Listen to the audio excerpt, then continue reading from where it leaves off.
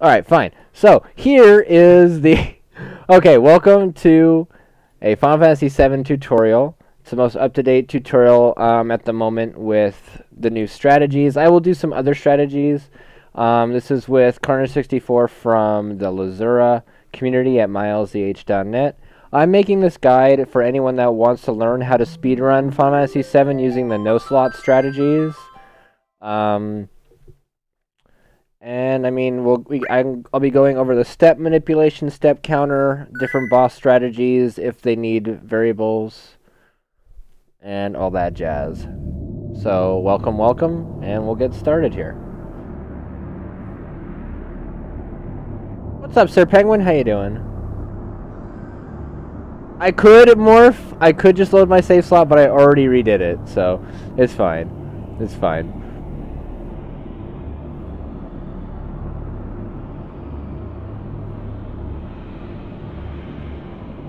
Yeah, that's totally fine with me, Ninkers. I'm not sure if I'm going to get that many people to watch the tutorial on Twitch, but you never know.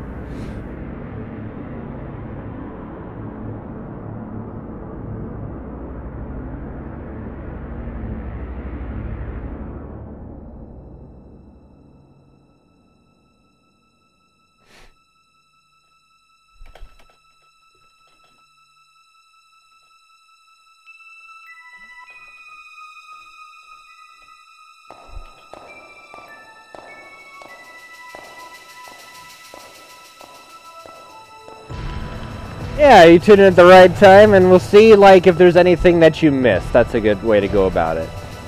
So. Anyway, guys, thank you for joining me on the tutorial. This will be uploaded to YouTube, and obviously I'll highlight it on Twitch. And we'll put it up on the website under our guide. So, like I said, hopefully this will lessen the intimidation of speedrunning FF7, as the step counter does make it very difficult for people to really want to get motivated into playing it. Like the game itself is awesome, but once you tell somebody, here's step manipulation, here's what you got to do to have a good run, like in today's standards, they kind of go, you know, I think I'll play a different one. I'm like, okay, I understand.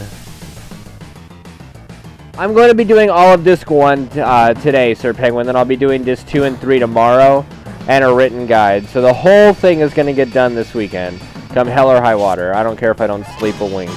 Alright, so again, first thing that you want to do the second you land on the boat here, the boat? I'm getting off a train onto a boat. Okay, on the deck, the sidewalk, is you want to go to config.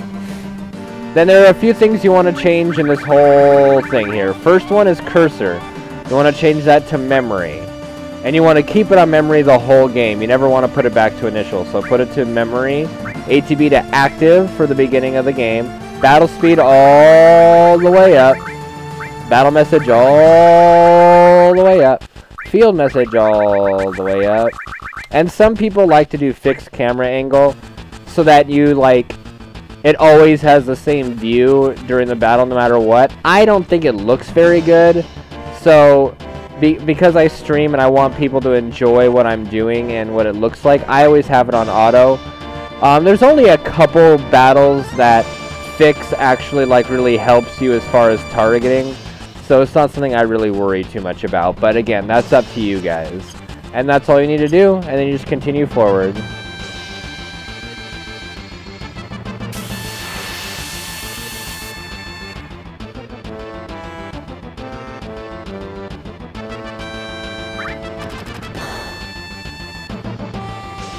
Then you have to fight these two soldiers to just blow through it with hold circle. Easiest strat in the world, right? Sometimes Cloud will miss, and it's really funny how a giant sword like that can miss its target, but it happens. Alright, then you run to the next screen. And then what you want to do here, on this screen, you want to walk all the way up to Biggs while hugging the left wall as much as possible.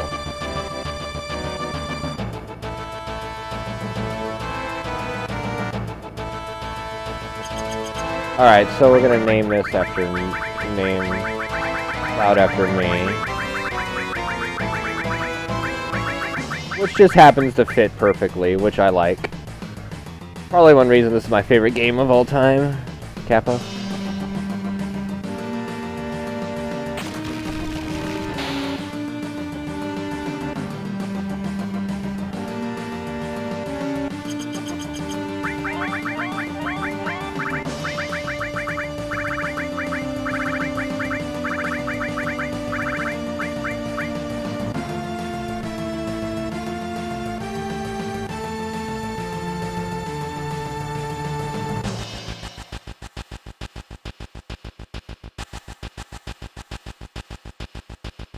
Alright, so then you just run. Okay. You want to make sure that you're running like the tightest run pattern as possible. So you got to run exactly how I did it. It's very hard to explain. You just kind of got to feel it out for yourself when you first start playing. You just want to kind of... You don't want to run more steps than is necessary because of the step counter, or else you'll get encounters in all the wrong places.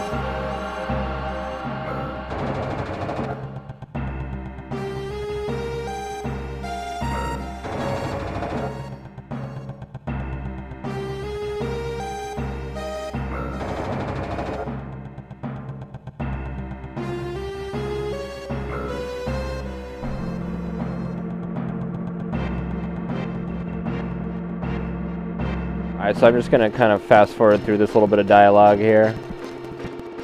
I will be doing this periodically, so sorry for your ears, but, you know, just trying to cut down as much time as possible on this video.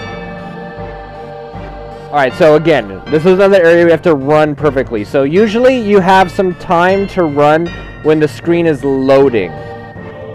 Now, when the screen is loading, on this one you want to hold down and then immediately, like, to the left. So down and to the left will bring you to the stairs there.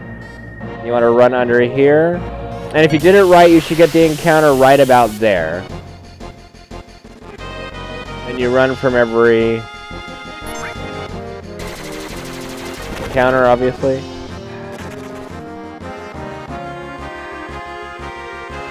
Alright, so now, right here, this is about where you should have gotten the encounter. If you didn't get it here, if you got it anywhere further back, you're doing it wrong, and you gotta practice again, because you'll be fucked. So, from here you want to walk 24 steps. So you go 1, 2, 3, 4, 5, 6, 7, 8, 10, 11, 12, 13, 14, 15, 16, 17, 18, 19, 20, 2, 3, and 4. Now, the nice thing about Cloud's walking pattern is that he always leads with his left foot. So you can always count his walking from, like, 1, 2, like odds, evens with his feet. So if you're supposed to walk like an even number like 24 and you're ending your count on the left foot, you're doing it wrong, and you either did one less step than you needed to or one more step.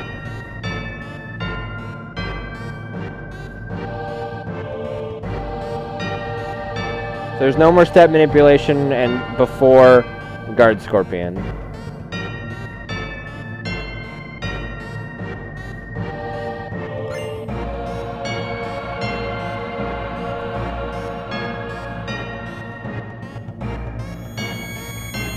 I'm not doing the whole game tonight, J402. I'm going to do all of Disc 1 tutorial tonight, then all of Disc 2 and 3 tutorial tomorrow.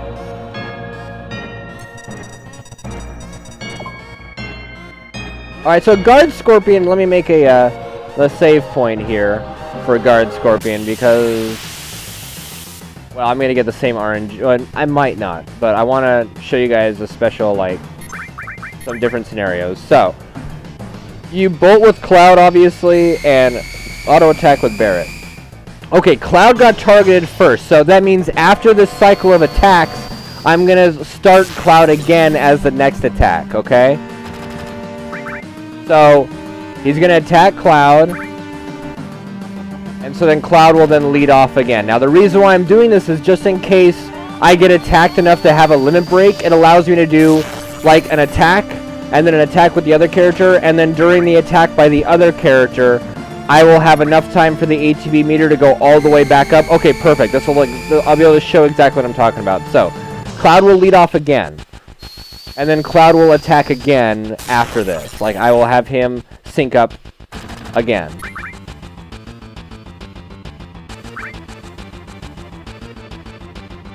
So you get to see it firsthand here. So, Cloud will bolt. Boom. Then Cloud's Limit Break will scroll through. And Barret's attack will give me enough time to select Braver, which gives me a free attack. Now, he's pretty low on HP, and so what I want to do now is I want to bolt twice with Cloud so that Cloud will get a Limit Break again. We want both characters leaving the Guard Scorpion battle with a Limit Break.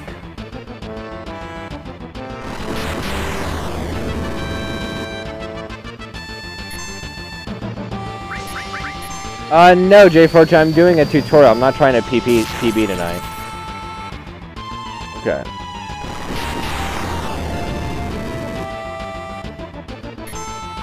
And then we follow up with this bolt from Cloud, and he should be dead.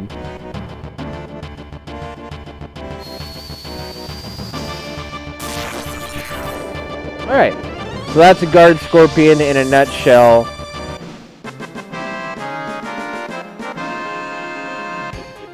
Now that's with perfect RNG. So I'm going to try and reload the battle and see if I can't get different RNG.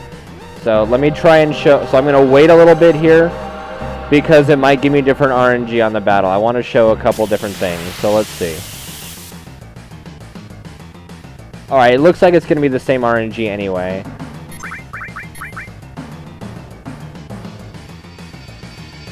No, it's not. Okay, good. This is perfect. Okay, it's not the same RNG. So Barret got targeted first this time, which is great because Cloud got it last time. So what I'm going to do is I bolt with Cloud, I attack with Barret, and then I wait, and then I go attack with Barret first. So I switch it up based on who got attacked.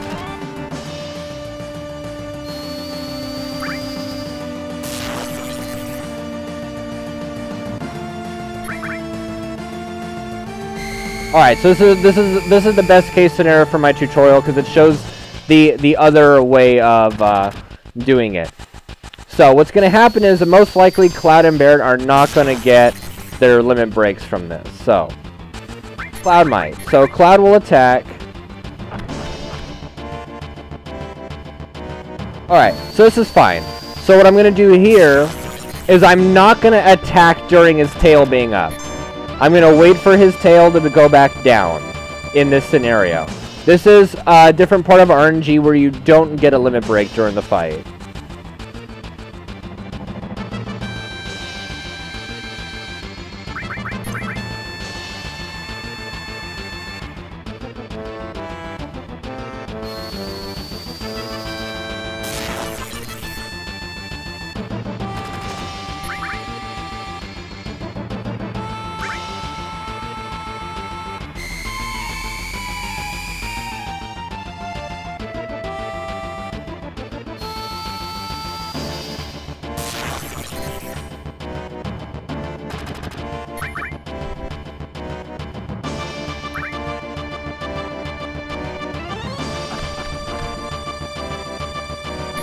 Did you ask for one and only? Because I would have done one for you if you asked. Alright, so that's basically, this is the scenario we get.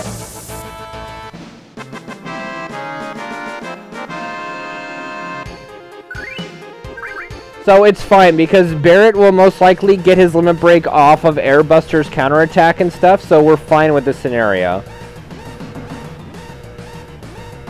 Alright. So now, another part of step manipulation is you want to get the encounter basically right here.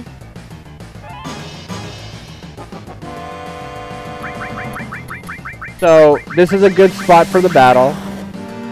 And judging on if you're ahead or behind, you want to walk 3 to 4 steps here.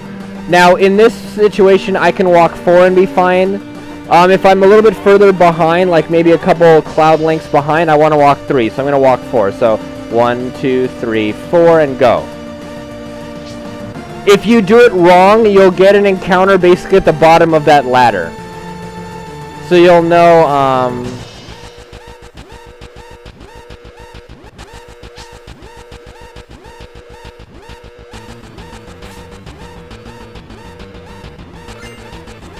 Was I saying something? I don't even remember. But yeah, so because I didn't get it, we're fine. Alright, and then of course you rescue Jesse, and then there's no more step manipulation in the reactor, just run. No, Bobby, I'm not going to show everyone what happens when the time runs out in here.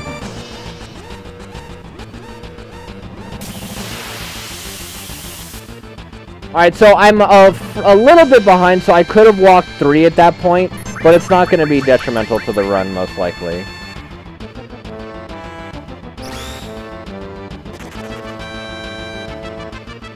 So just keep running out. Make sure you're running as tightly as possible, cutting all the corners, doing as little movement as possible.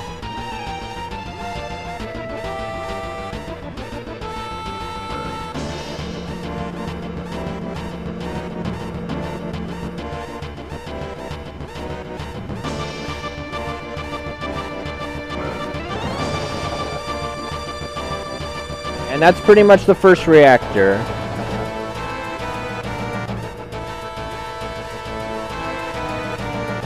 Alright. So I'm just going to fast forward through this.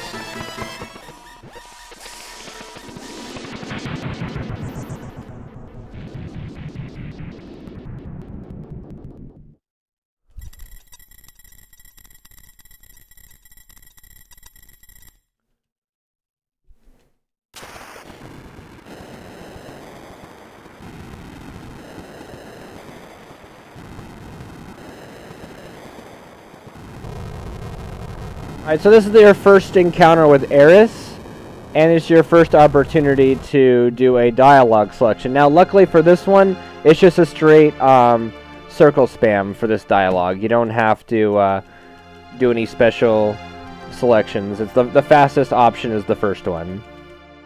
So you just spam through it, then you run straight down. I like to hug the left side of the wall over here. I think it's a little bit faster. Some people go a different route, but I mean, it's like a fraction of a second. Now, here's the part that can get you in trouble.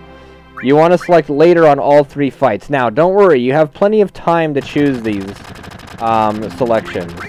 Because there is that little... You see how much delay it was between when I selected it and when I actually move? That's how much time you have to actually select it before you start losing time. So there's no point in rushing it. Just select it, make sure you got it, or else basically you screwed yourself out of time.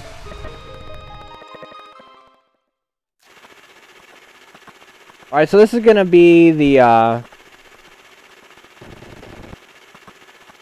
this is a speedrun tutorial, Disco McDisco. I usually speedrun this game Friday through Monday, but I'm doing a special guide to help people that want to learn how to play and speedrun this game. Alright, so I'm going to go ahead and make a save, because this is the first actual, like, glitch trick you're going to learn in the game, okay? It's called the Jesse skip. This is going to be the first trick and glitch that you're going to attempt to learn in the game.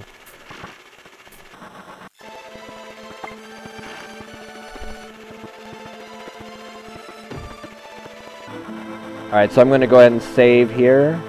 So it's save with F1. Alright, so what you do here... I'm gonna do it fast. I'm gonna attempt to do it fast, and then I'll explain it. Alright, so I didn't get it. It's F3 to load. Okay. I almost got it. I should have gotten it, but I didn't. So let me try and do it fast.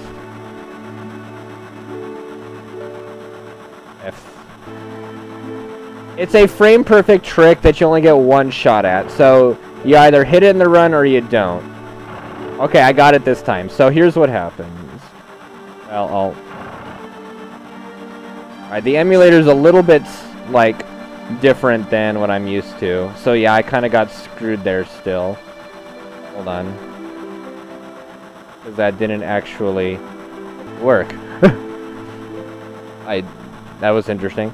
I did the skip, but it didn't load it. So hold on, the emulator's just a little bit slower on the, I kind of gotta lead it a little bit. Okay, so that got it. So what that does is it skips the dialogue with Jesse. Okay, well, I'll just show you what it does so you can see. So it goes right to there. So now I'll show you exactly what it does. So you get to see it like in your timing. Alright, so basically it skips this whole cutscene right here. So this is, I'm just showing you right now, so you can see just how much time it saves you.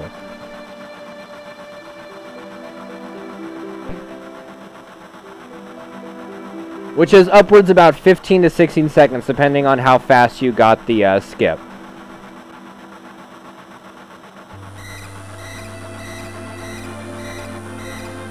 So now I'm going to go ahead and explain what it is I just did. So, okay. So what you're doing in this scenario is you're abusing something in the game that I like to call the double dialogue box trick. So what happens is you want to run down here and get it so that you're basically, you see Cloud's shoes, the brown shoes, you want to make them disappear from the screen. And I got a little too close. You basically don't want to see them at all. You want that? Okay, so that's pretty much there. Then from this point, you're gonna basically you're gonna hold X for running and go down and to the right and spam circle. All right, see, I missed it. So what you're trying to do is during the time the guard is talking to you, you then initiate the dialogue box with Jesse as well. So okay, there it is. So I got both. And what this allows you to have happen is once you hit circle here, and then you go through until... Okay, well, I didn't spam it fast enough. Alright, so you want to spam it to the point that you're able to move. I was just trying to show that, so...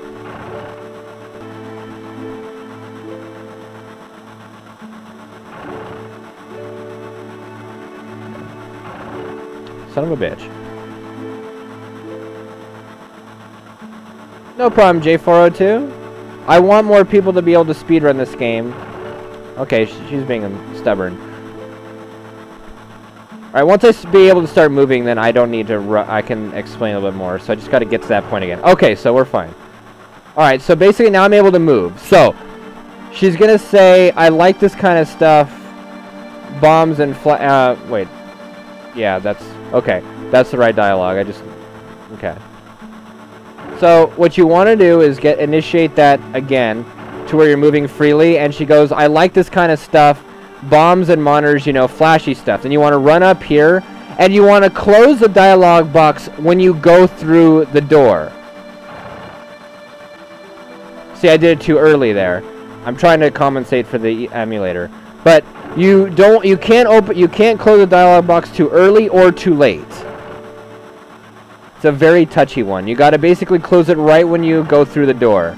And then you go back through, and you should have gotten the skip. Like that.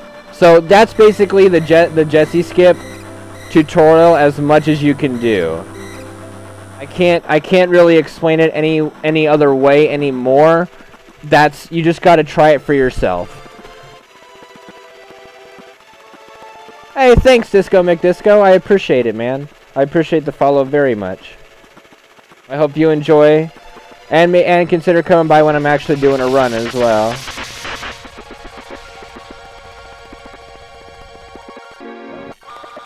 So I'm just gonna skip through all this dialogue, obviously. Oh, and I'll show you a little quick trick. So I'm gonna make a save on the next screen to show you just a little time-saving trick. It's not a glitch or anything, but we use it a couple times in the game. So all right, so let me make a save here. All right, so what I'm gonna do is I'm gonna show you what people normally do when they do a playthrough.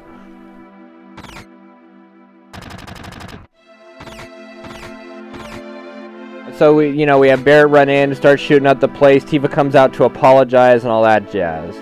All right, so people normally come run down here. You can't enter the bar. You can't get them to get out of your way until Tifa goes back inside. So that whole time you're waiting, and then you go in. So what we do to save a little bit of time is instead we run backwards to the previous screen and then run back to this screen. And it basically teleports Tifa into the bar already. And it saves about a second or two at most. So you go like this, and then like this. So that loading time is basically your time save right there, because you can just skip it and go right on in. What's up, Doma? How you doing, man? Hey, Hunter. Hey, I like science. Thank you. I'm glad this is great.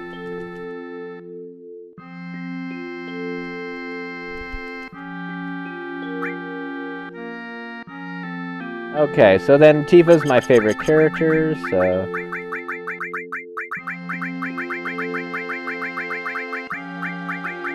Oh, and that just happens to fit perfectly. Isn't that just awesome, you guys? I'd say that's pretty damn awesome. So again, like I said, the community I'm a part of, the LZH community, I've been a part of for a couple years now, and I love it to death. We have a speedrun side, and we've got esports side. So anyone that's watching that wants to get into speedrunning and would like to join a nice community, feel free to apply at our website at mylzh.net. Alright, so I'm going to just go ahead and skip through a lot of this dialogue, save some time.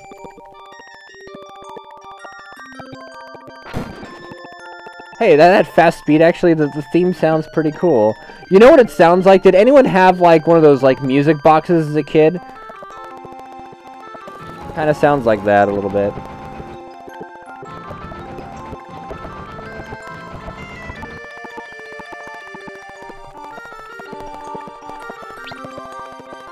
Like, I had this... I hate clowns, but I had this wonderful clown jukebox. Actually, I could... No, I'm not going to show it, obviously. I don't have my camera on, but... I can show it another day. But it... Yeah, the 8-bit ones, Folka. Where you like, basically, you turn the key a little bit, and it goes... And it cycles through a song.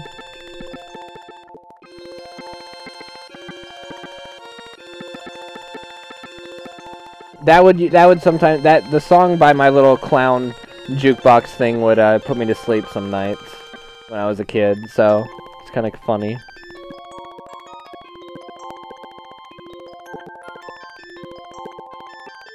Hey, Donoriskin, I remember doing that as well. I actually remember faking being sick, you know, to play this game sometimes.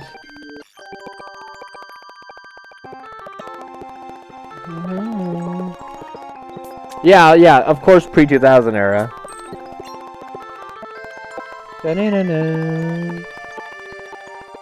You know, I mean, when you're playing a game as nostalgic as this fucking game, you're gonna remember nostalgic things from your childhood anyway.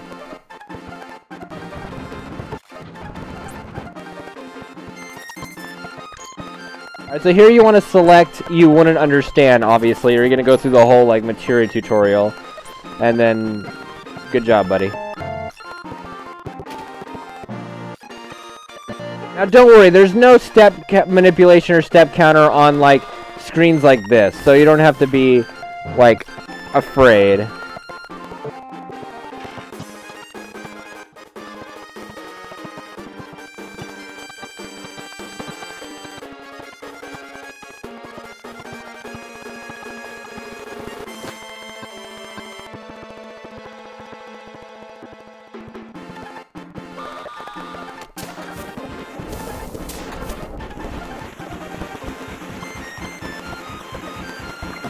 What's up, TJ Twitch? How you doing?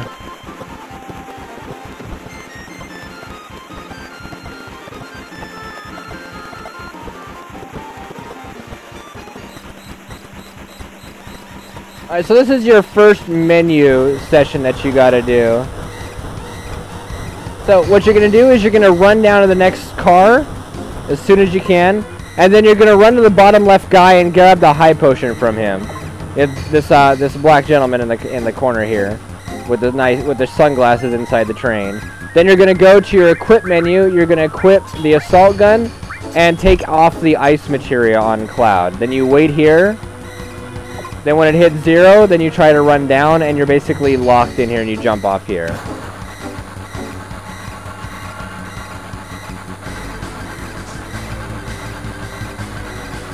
No, Disco, I don't run quote-unquote 100%. That's not something I'm interested in because I feel it's just too ambiguous to define.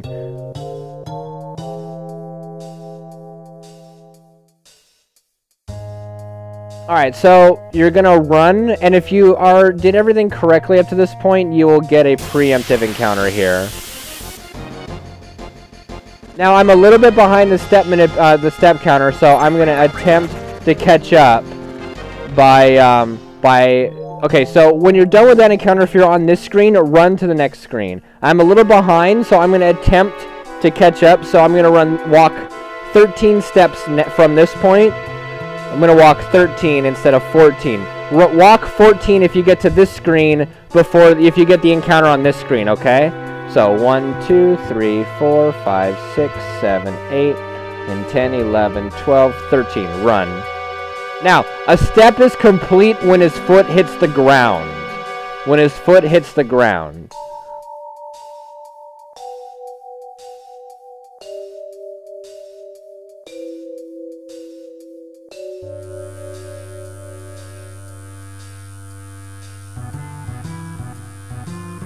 Then you want to select go down on this one, and there you go.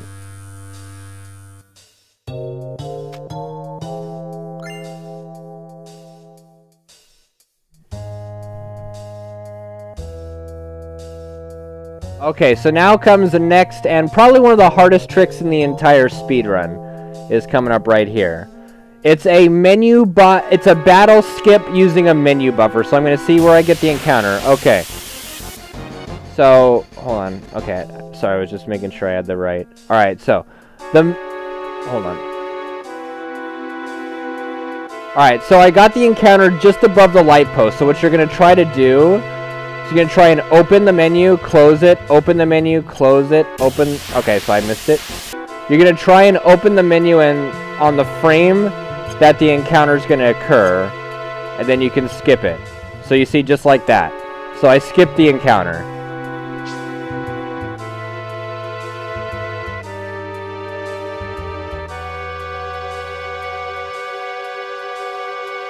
My mic is clipping sometimes.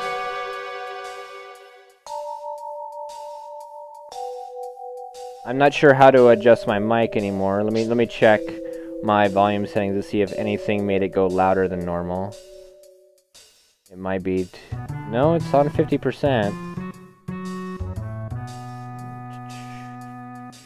I'm not sure what I can do about my microphone.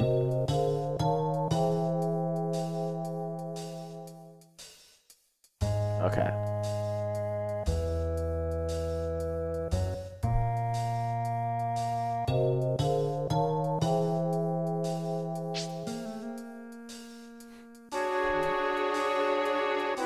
Okay, mic's fine, thanks.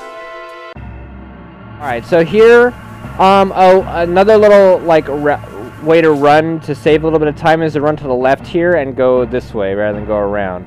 So, if you did your step manipulation correctly, you should get the battle around here, which is great.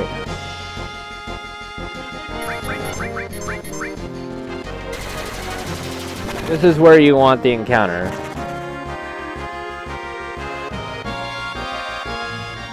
Then you run over here. Now the next bit of step manipulation is now. So, you're going to go down this ladder and you're going to walk 8 steps at the bottom of this ladder. Okay, 8 steps. So you're going to go 1, 2, 3, 4, 5, 6, 7, 8. Go.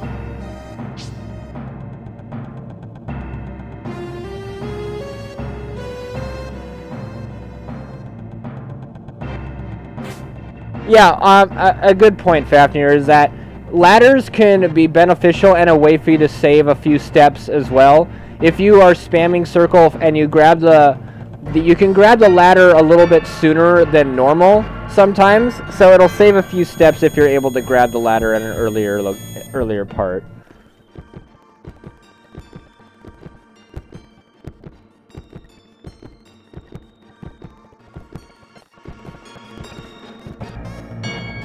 Now, Midgar has the most step manipulation in one area, and it's pretty difficult to master, but once you get it down, Midgar becomes like a cookie cutter type of place that you just kind of go in and you go, okay. Like, I encourage everyone who's picking up this game to start off with just Midgar escape attempts until it gets boring as fuck for them.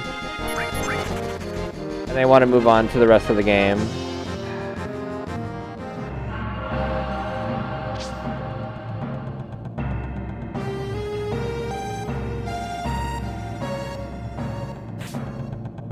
Alright, so we have another bit of step manipulation before we get to Airbuster. And again, I'll tell you what you need to do depending on where you're at.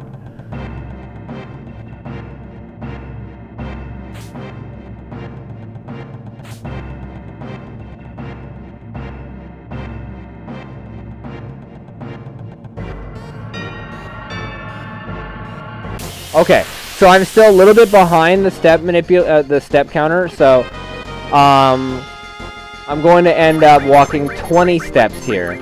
20 steps here instead of 21.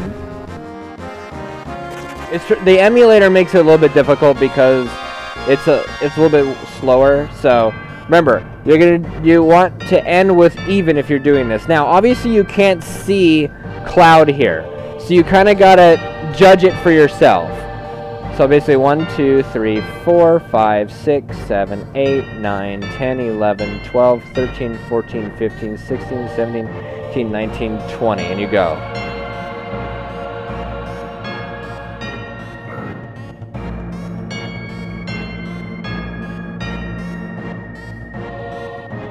And you should keep doing, you should pretty much keep doing mid-gear attempts until you get a really, basically a good time for whatever platform you're running on.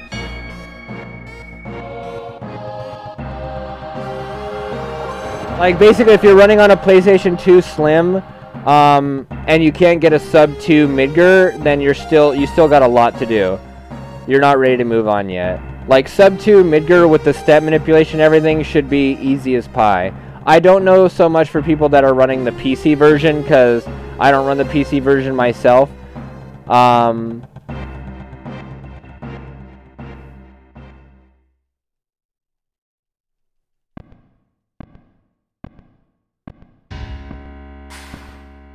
Yeah, probably Skin. I mean, if you're okay with if you fuck up the step manipulation to then just play the game regularly after that and just worry about boss fights and stuff.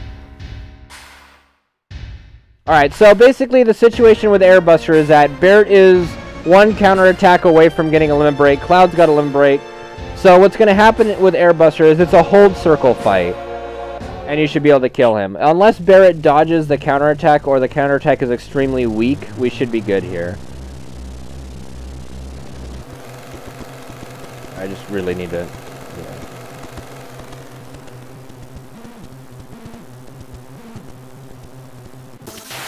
Alright. So basically hold circle here. So Barrett will attack first. He'll get counterattacked. And Cloud will follow up with a Braver. Alright, so now Cloud will get counterattacked by a rear gun here. Which is normal. If Airbuster, the fastest scenario, besides, you know, the a limit break critting him and killing him, is that Barrett attacks and he gets countered by rear gun, because if he gets countered by rear gun, Airbuster will not counter Cloud's attack. And that's Airbuster, he's down. Easy peasy. Alright, so I turned the fucking frame limit off. Okay. Cool.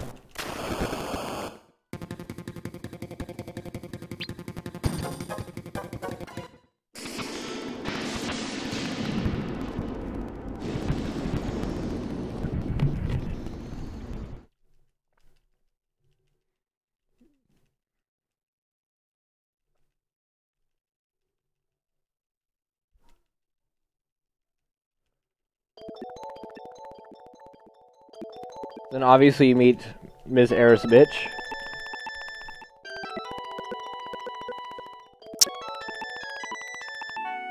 I'm just gonna do another save point. Okay, so the first dialogue you do with her is you're gonna want to select the bottom option. So you have free movement here. You're gonna run to her. After this, like after "So We Meet Again," you're gonna just spam down. And do "Never Saw You Before," then continue the conversation.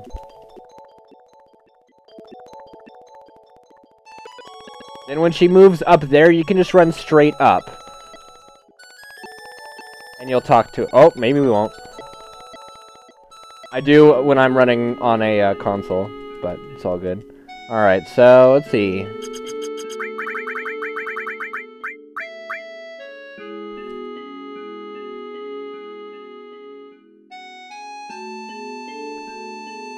Then, of course, you just run up to Reno a little bit.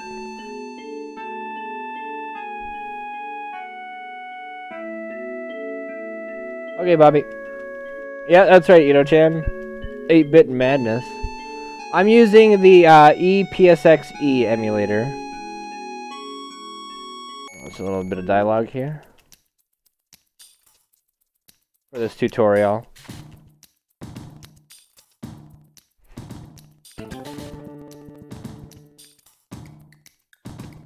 Too soon, man. Too soon.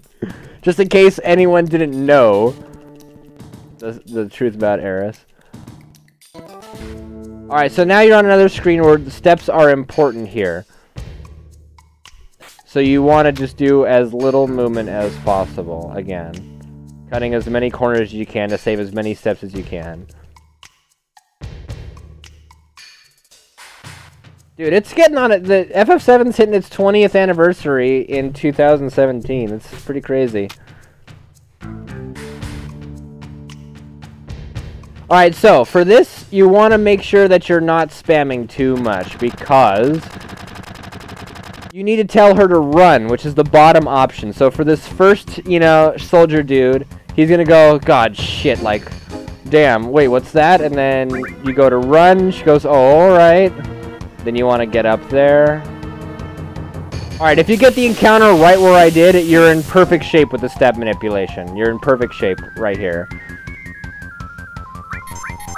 Now, you don't want to run up here like a moron because you actually are counting steps here. So just run to the barrel, make it so you can talk to it, then stop.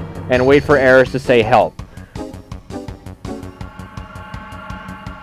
And then you're going to spam circle because you're going to basically tell her, hold on a minute, and you're going to push the barrel down. Then you're not going to fucking move.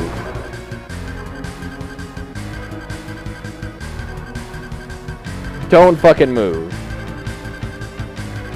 And you're going to wait for Eris to talk, and you're going to tell her to run from this guy.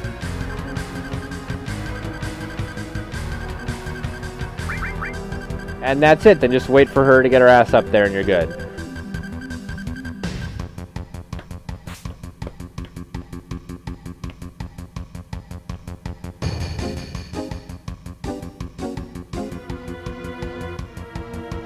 What's up, 4 Strength 4 Stam? How you doing, man? Of course, we make Eris go off like in a weird direction because we like to do that. What's up, Turkey Slap? How's it going, buddy? Welcome to the stream. Welcome to the tutorial.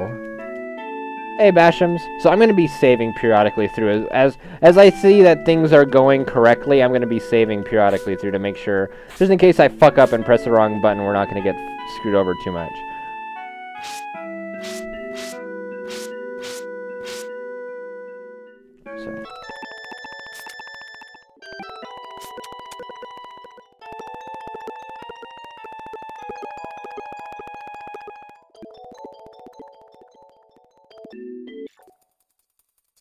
Alright, so again, here's another screen that your step counter is live.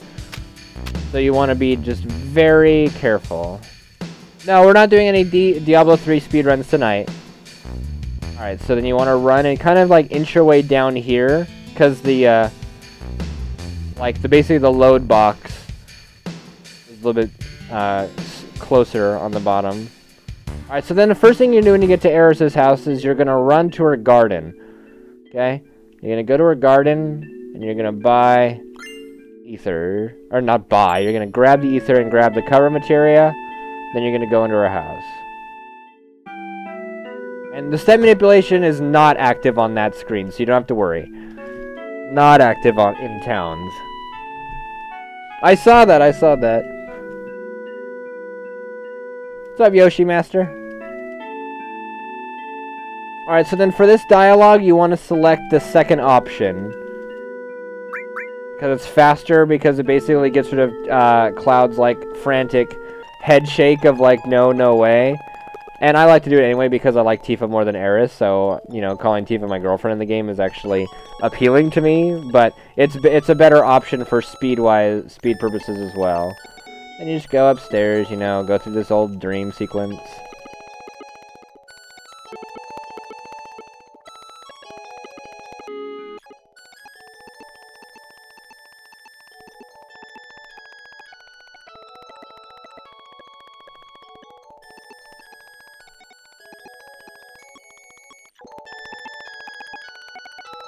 So you want to grab this care package on the way out. And just, you know, walk down the stairs, don't alert her. Alright, so now your first bit of shopping is now. So hold on. Okay, so you're going to run up here and you're going to do your first bit of shopping. Now I'm going to do it as fast as I can on the emulator. And I'll show you what I did.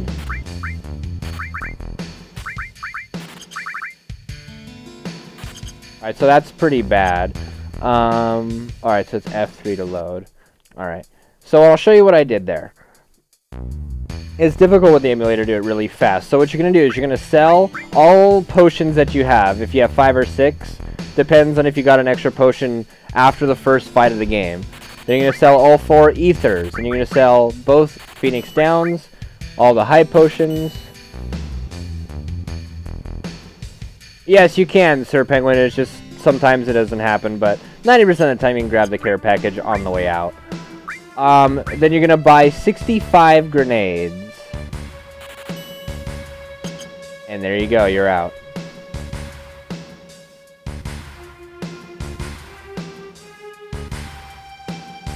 That's your first shopping that you're going to do.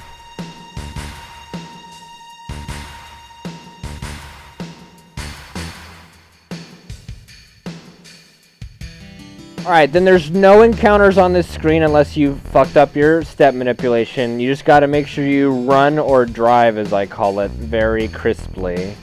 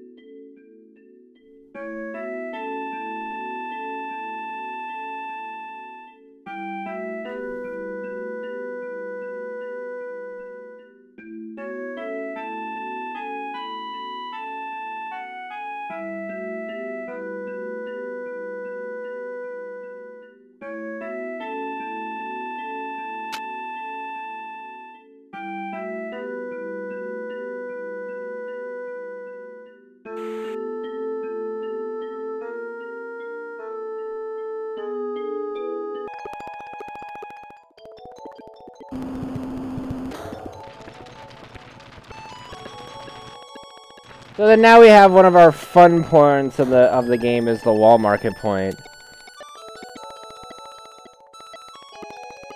Yeah, in reality, if you bought fucking 65 grenades, that'd be kind of interesting. Like, go to the shop. Yeah, I'd like 65 grenades. What on earth do you need 65 grenades for? Oh, just, you know, a little adventuring. Alright, so the first thing you're going to do when you get to Walmart is run down and to the right to the Honeybee Inn. And then you're going to talk to Fatty McFat over here. And say you know a girl named Tifa, or whatever you call her in your game. Then you're going to go all the way up to Don Corneo's mansion.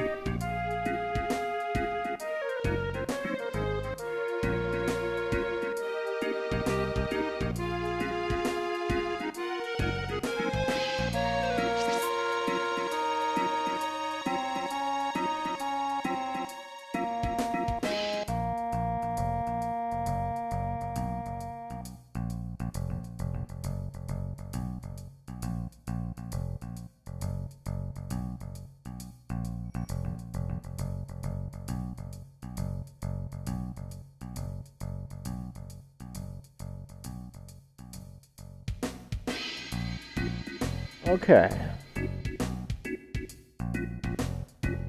And there's no step counter on these screens, so you don't have to panic about that either.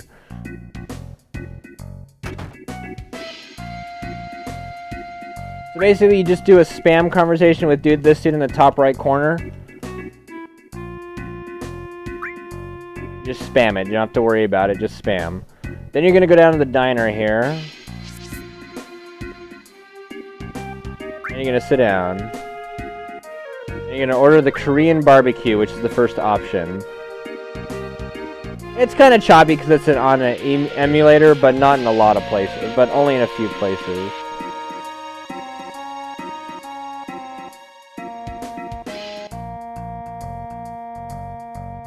So after you're done eating, you say it was alright. And you get the pharmacy coupon. Then you go down to the pharmacy.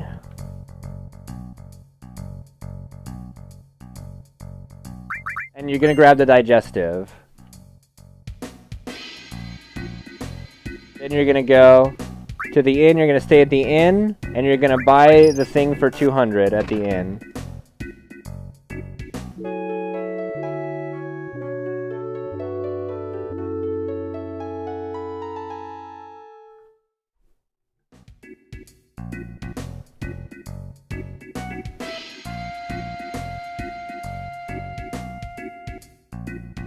And you go back up to the materia guy and just spam conversation with him, and he's going to give you the diamond tiara.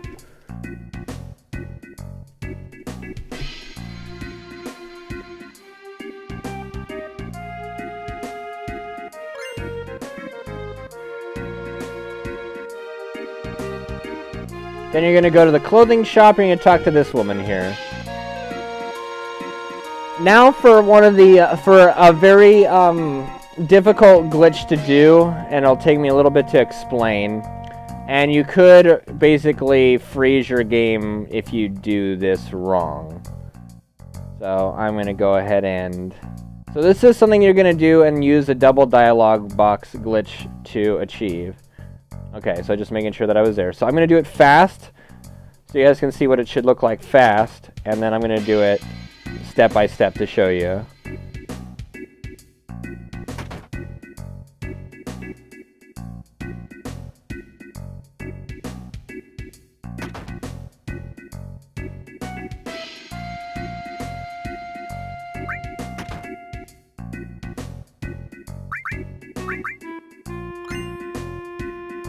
Alright, so that was successfully the whole glitch. So let me show you what I did slowly. So, first thing I did is I opened this door. Then I don't scroll through the dialogue. I run down to this dude. Then I do a dialogue with him, which then allows me to move freely. Then I run back up, and I close the door, and I spam through the text. I spam through the text until basically he says, what? So... That's why I wanted a cute dress for him. Then you hit circle, and then you go back to the door. And on this dialogue box, what a tough-looking guy like that, you hit circle to open the door again. Then you don't scroll, you then run down here to the redhead, talk to her, and don't scroll again until you get back to this redhead. And now you're going to spam until you select give her the medicine. Then you're going to run back to Eris, wait for that dialogue box to come up so it looks like this, and you can hit... circle on both and you can go, that feels soft, that shimmers. Wait for both dialogues to populate, hit circle, and then run out with that thing up at the top. Now, if you scroll through that at the wrong moment, you're going to soft lock the game. And it's not a fun deal.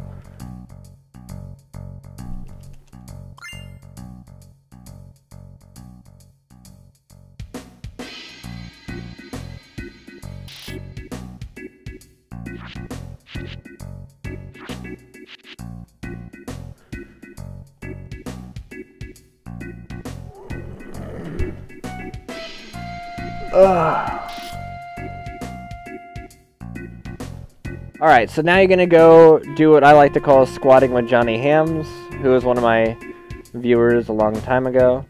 And you're just going to squat. You're going to squat and you're going to win. Well, Nismo, it's not easy, but it's what you can do.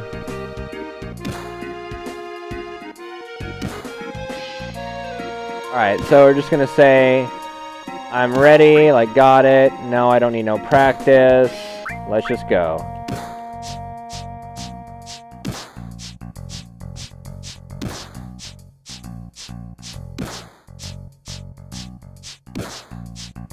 He's keeping up with me, like, come on now. Throw me a bone here.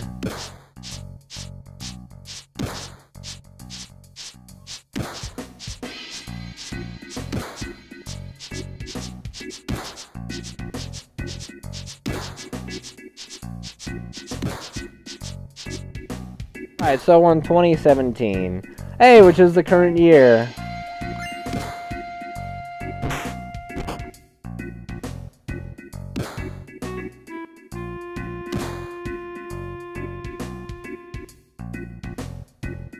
And then that's all you need to do at Wall Market. Go back in and, you know, say that you're ready to get dressed as a woman. And you're good to go.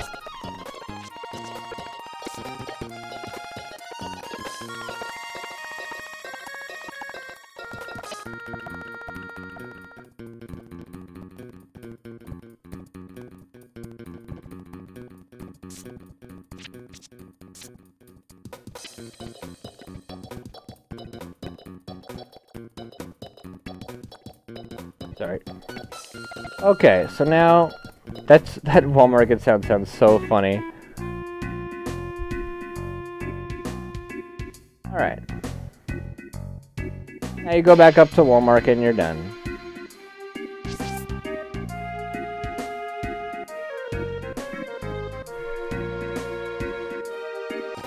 Alright, so I'm gonna skip through this whole dialogue.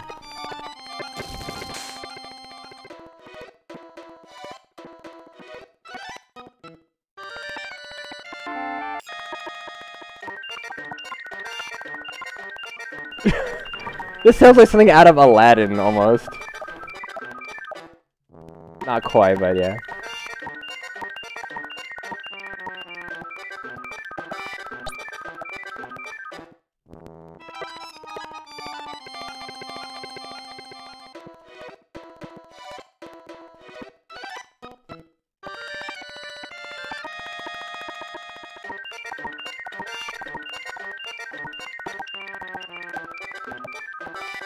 Oh yeah, it's not 27, I'm retarded. Did I seriously say that's the year it is? No, I was thinking of the 20-year anniversary of FF7.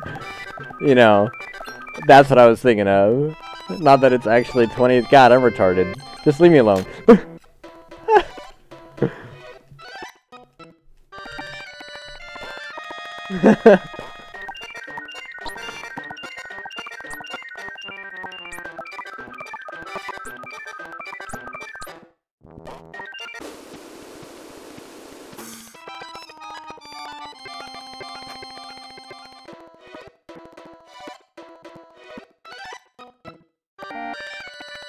Alright, so what you're going to do here once you get into this room is you're going to have a dialogue with Don Cornea, and you want to select the two bottom options.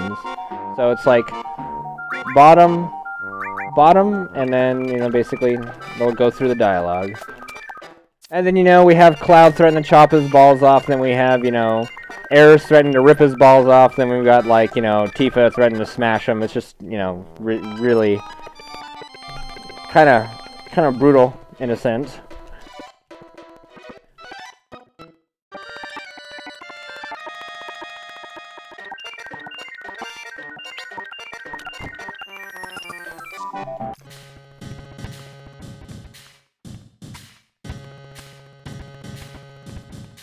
There's like some weird dubstep. Kappa.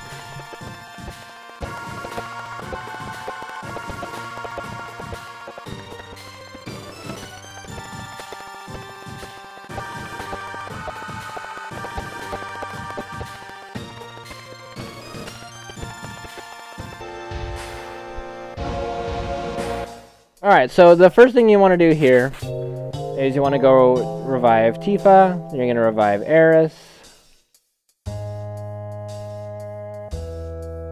This is the apps fight. So for this fight, you want to lead off with grenades. Let's see what can happen here. All right. So you're going to lead off with a grenade from Tifa, then a grenade from Aerith, and then a grenade from Cloud.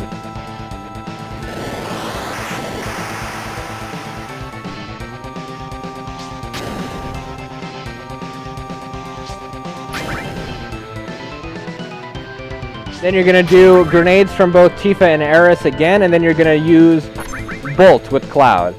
The reason for that is that basically the Bolt, let's just say, for an easy way, it's kind of stuns him so that now Tifa and Aerith can toss another round of grenades. And then you're going to throw a grenade with Cloud, and then you're going to do more grenades with Tifa and Aerith, and he'll be dead on this turn.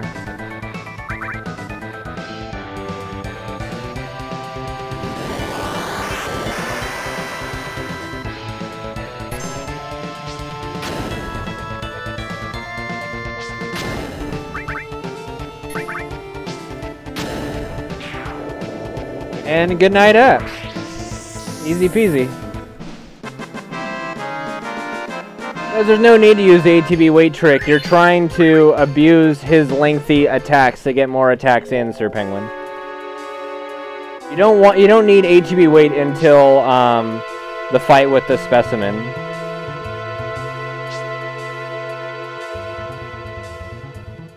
Okay, that's a good spot for me to get an encounter. Now you're going to do some more step manipulation.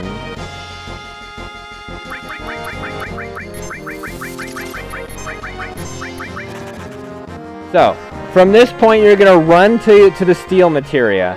So you're going to run to the steel materia, then you're going to walk 3 to 4 steps. 1, 2, 3, 4, and go. So that technically will.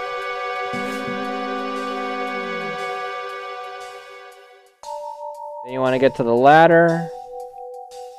And you want to get the encounter before the ladder. Don't go up the ladder until you get the encounter. Lower the in-game sound more. It's already at like 30%. I can try lowering it just a tad more. Hold on. I'll put it in at 25. Okay. Hey Anna, how are you? Alright, so then you're going to do more step manipulation on this screen. You see that potion on the train right above us? You're going to run to that, and then you're going to walk 12 steps after you grab the potion.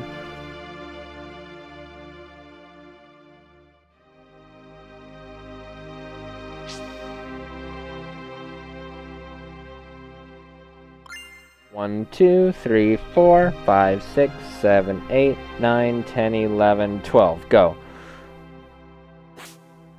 And again, you want to be as crisp as possible in your movement. You can fall behind very easily in this game.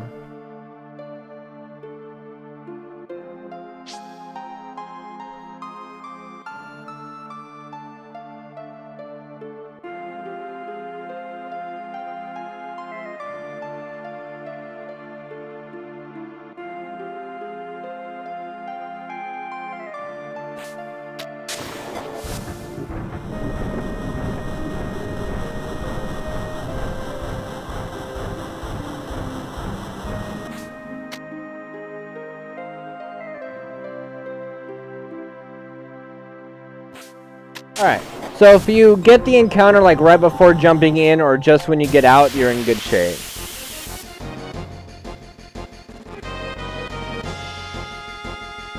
No, Sir Penguin. I don't think I can make it any easier than I'm already doing, honestly.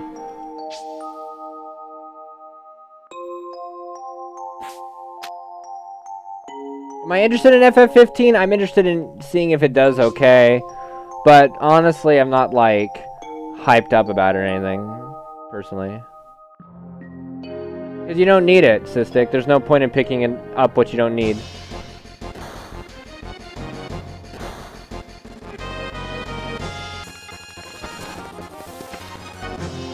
So there's a little bit more step manipulation coming up on the on this part coming up.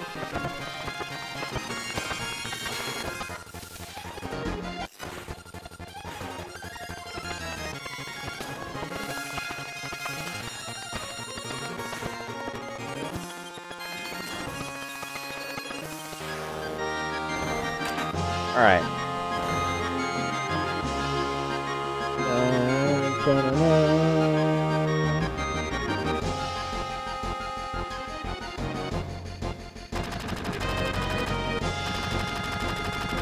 Alright, so if you get the encounter about where I got, you're just a little bit behind. You can walk 15 steps and be just fine.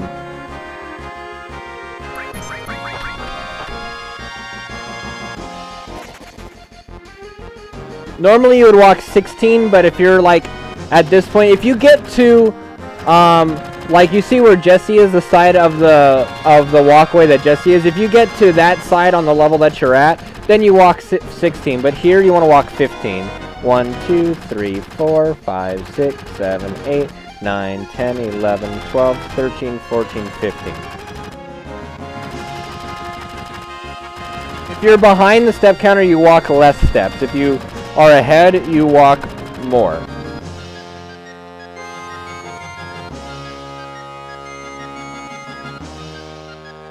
Hello, please relax. How you doing?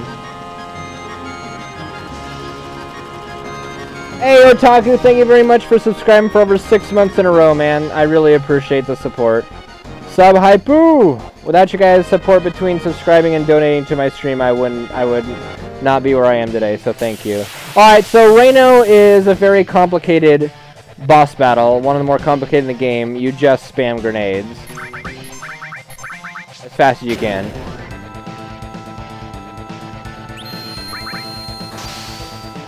Very complicated.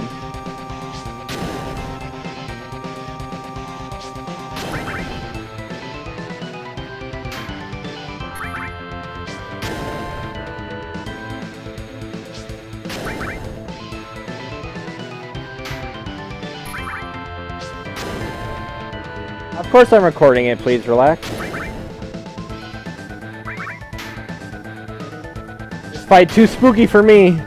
And he basically takes 8 grenades to the face and dies. Well, not dies, he just runs. So, I mean, anyone who can take like 8 grenades and then is able to run away, that's a pretty badass motherfucker.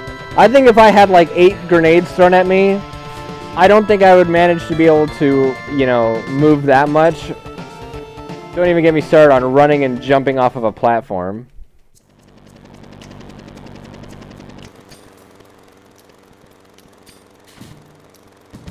Yes, this will be on YouTube and on the LZH website and all that kind of stuff.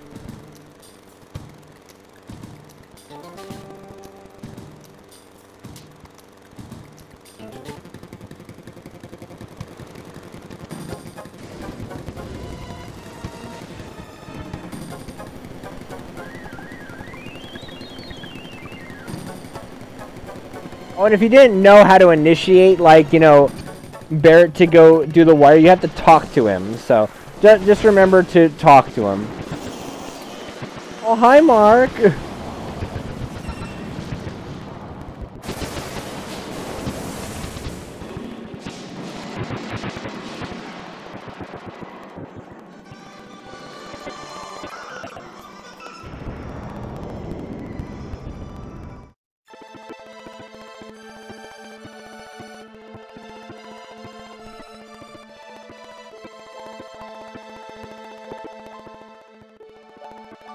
Doing good, Andy. How are you?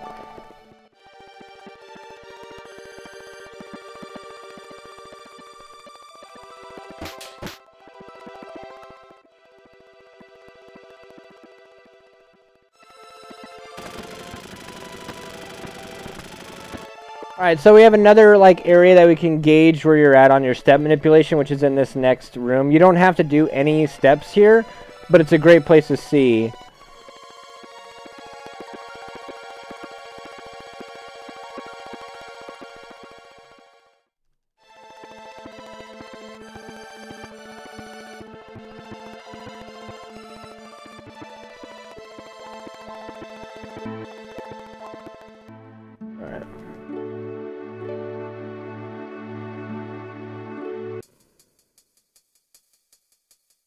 It's based on, of course, on where your encounter hits.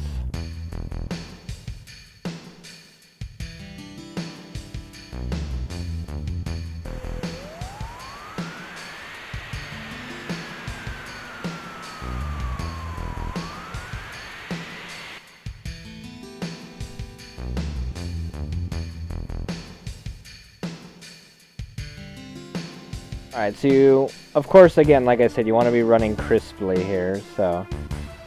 Alright, if you manage to get to that, like, that bridge, before the encounter, then you're in good shape. It's anytime you get an encounter before the bridge that you need to worry that you're falling a little bit behind. So, in that position where I got the encounter, I was perfectly fine. No issues whatsoever.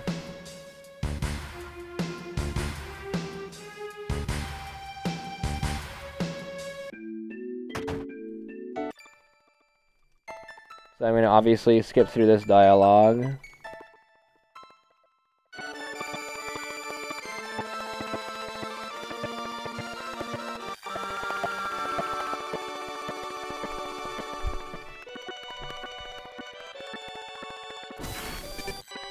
Brutal AI found the step counter and stuff because he was tazzing the game, Cystic.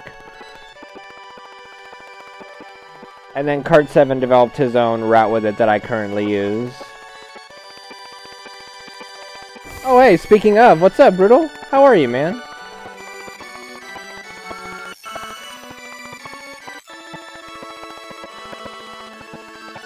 But I mean, if you started speedrunning the game over and over like every day and you played the same areas, you would notice something was up. So you would figure out that it's not, that they aren't random. But whether you ever would figure out, like, just through regular playthrough, or, like, regularly, like, playing, even speedrunning, if there was a way to manipulate it, like walking and stuff, I don't know about that. But I would know that you would try to be as crisp in your movement as possible, because you knew that the minute the encounters weren't random. After, like, maybe 2 or 3 runs of the game, you would notice a pattern.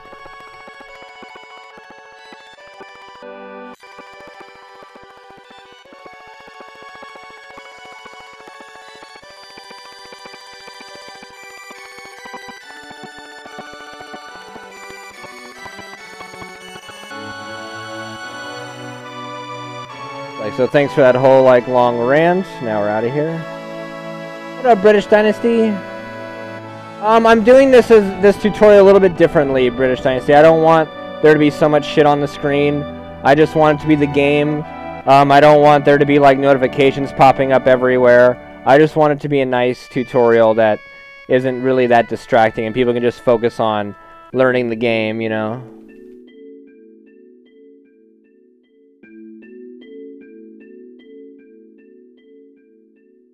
I don't do practice runs, Sparty. I'm doing a tutorial.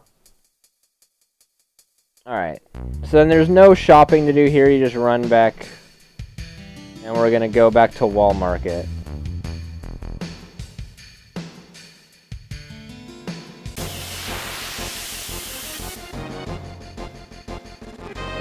So when you did everything correctly, you should get this fight.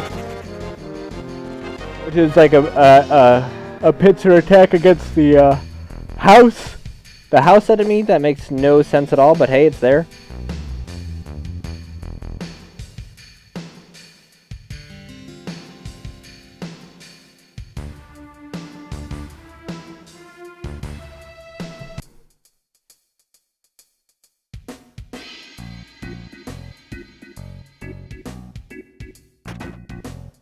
No problem, British Dynasty. No problem, man. You don't have to apologize. Right. Okay, I was not thinking that I was supposed to explain that. Okay, so first thing you want to do when you get back to Wall Market, sorry, I was looking at my chat, is you want to go back to the materia guide and sell the 2 ethers that are in this location, okay? So sell the 2 ethers in that location, then you go back and you buy 2 covers. Then you leave. Then I go on tutorial. Tutorial, dumbass. Okay. Then you want to go, obviously, to this, to the gun stop, the machine gun shop, and you want to buy the batteries for 300 gil.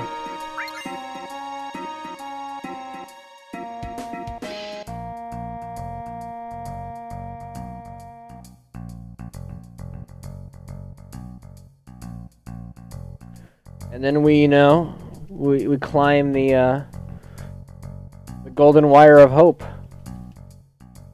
Alright, later, Sir Penguin. You're welcome, Sir Penguin. Sleep well, man. Hey, Mira.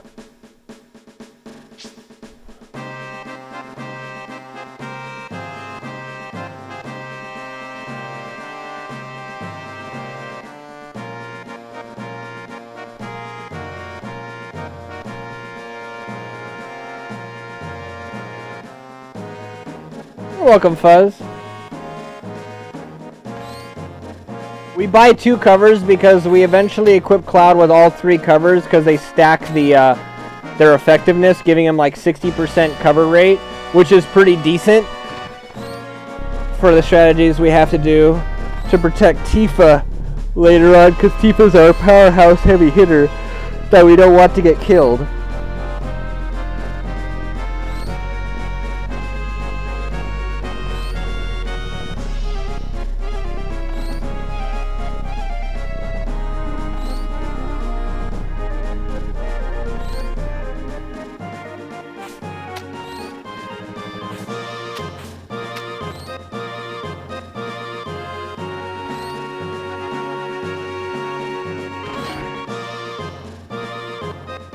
Okay, so then this wire thing here, a lot of people have trouble with, but it's an audio cue. When you hear that squeak, that that's when you jump, pretty much.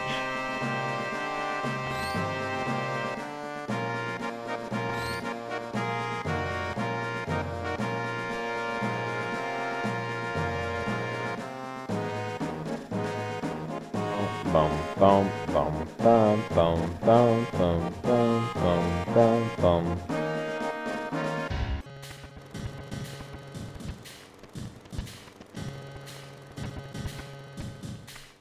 Alright, then we have one of our favorite parts of the whole run, the stair climbing. So you just spam dialogue through here, and then you run to the left to climb the stairs.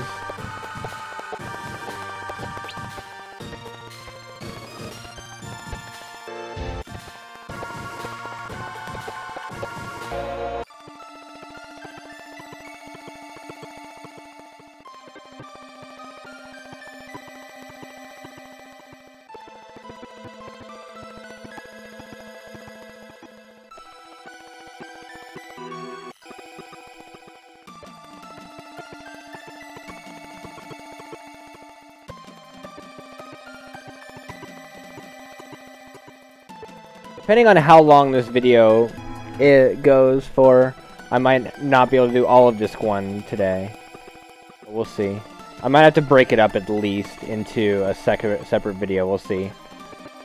Depends on how much time it'll take to explain a lot of the other strategies.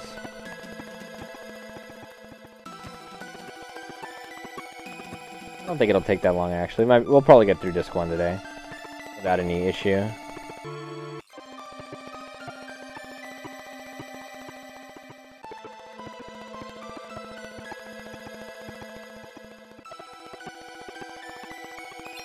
You want to grab that elixir on the stairs for later use, by the way.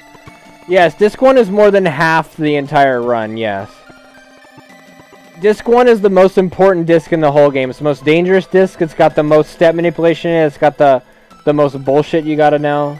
It's crazy.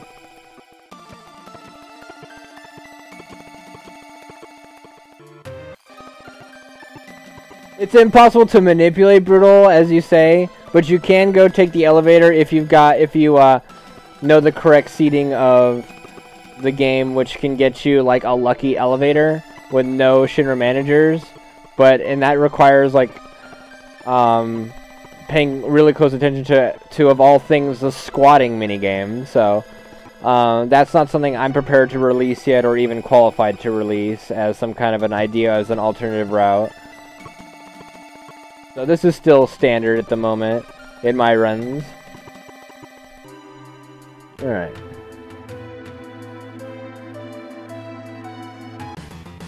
Alright, so then for this fight, you want to pay attention. It's not just, you know, spam grenades. You want to spam it in a proper order.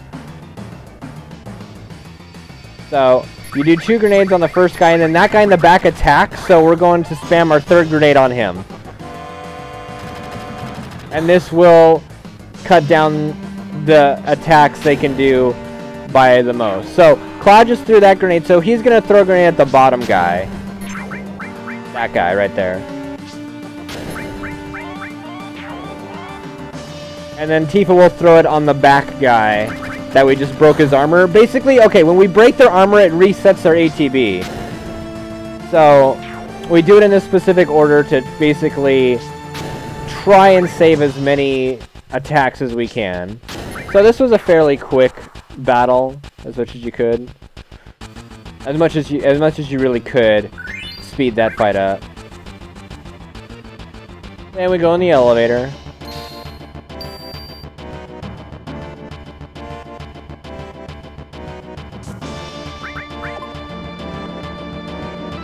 Go to the 60th floor. And we gotta talk to Barrett and Tifa to initiate the sleeping guard. Which is kind of like an interesting thing. How he can just sleep through all this going on, but it's whatevs. I'm not gonna worry about it. Alright, Now, this is like one of the more stressful parts of Midgar that people run into, and I'm going to show you like the fastest way to do it. Is you run one pillar there, then you run all the way to the end with Cloud here. You want to be careful. You go, you know, get Barrett over there, get Barrett over there, get him over there again.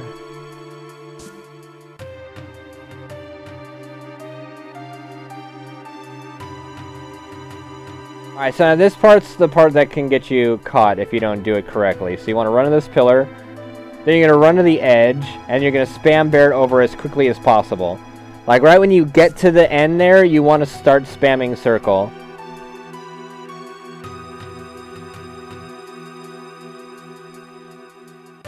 Alright, and then you're basically through.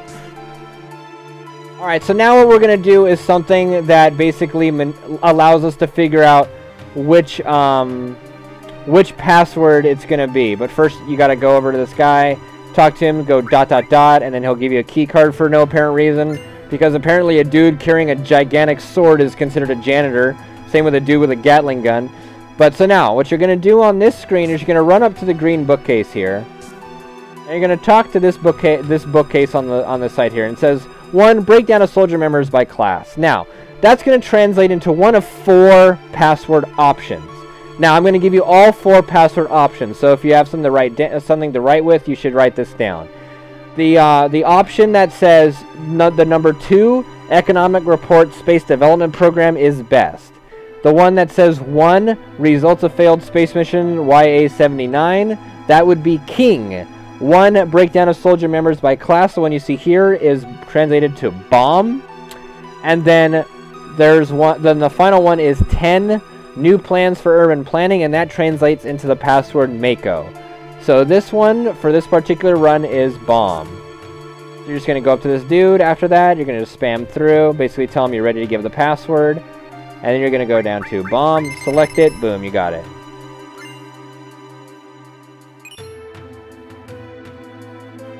I have not seen it yet, Hunter. I look forward to seeing that. Or you could post it on the forums. How about that, Hunter? You should post it on the forum.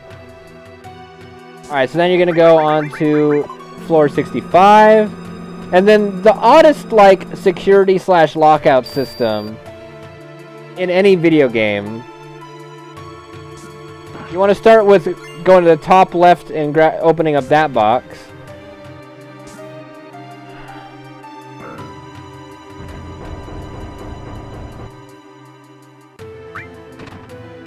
And you're going to place the part into that particular section.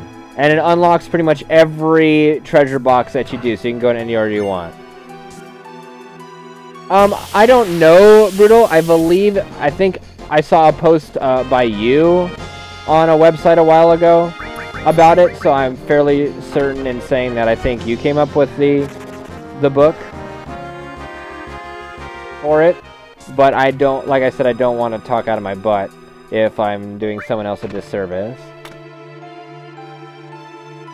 But you can find that info about the book on, like, I think it's a game FAQ forum if you Google it.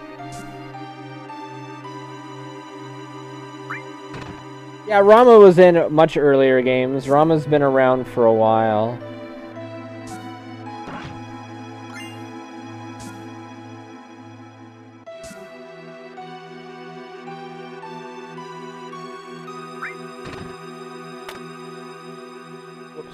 And then, of course, you want to finish off with this one on the right. It's okay, Brutal. I understand that you want credit to be in there, and I don't mind that at all. I don't know where all the tricks originated from. Of course, I only know some of the things that I came up with on my own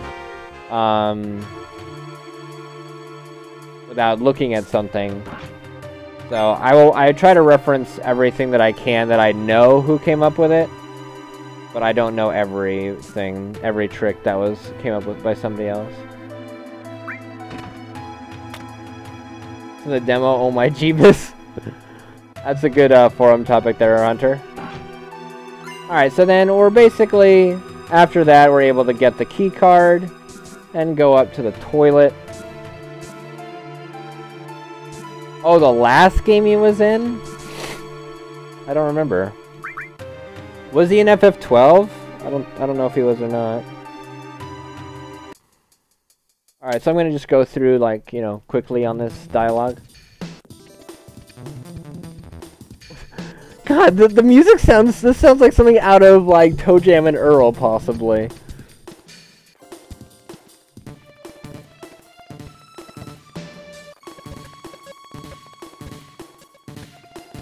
No, in FF9 they were called Eidolons, I think.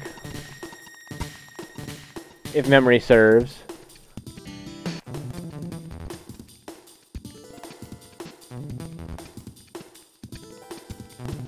Like, I could see this being part of a Toe Jam and Earl fucking scene.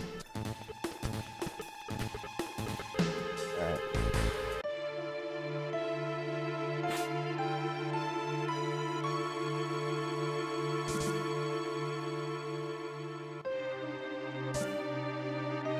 That's right, Rama was... I don't know why they replaced Rama with fucking Ixion in FF10. Maybe they just like the animal theme.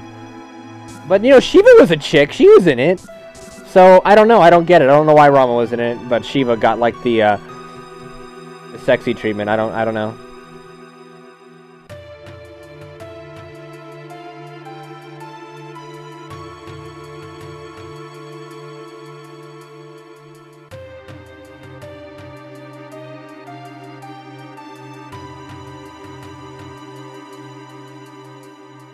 Alright, then remember, step counter is live in places like these, so you want to be as crisp as possible.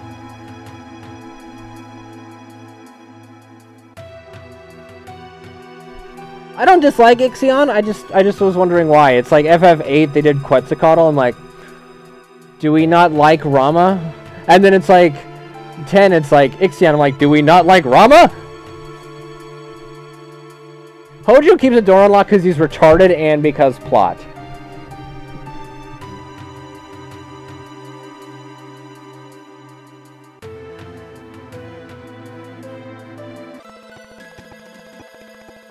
Alright, so then this is where we see, you know, eyeball boobies with no head. Are you talking about Speedrun FF7, Blink? Because I'm making the tutorial now. It'll be available on my YouTube, and then during this weekend I will be doing a written guide as well. So you'll basically be able to access, like, a good place to read up on it on the LZH website after this weekend's over. Alright, so then when you grab the poison material, you want to go to the elevator, then you open up your menu. You're going to go to config. This is the first battle, you're going to set ATB to wait. Alright? And then you're going to go to order, and put everybody in the back row, and then you're going to close your menu and initiate the dialogue here.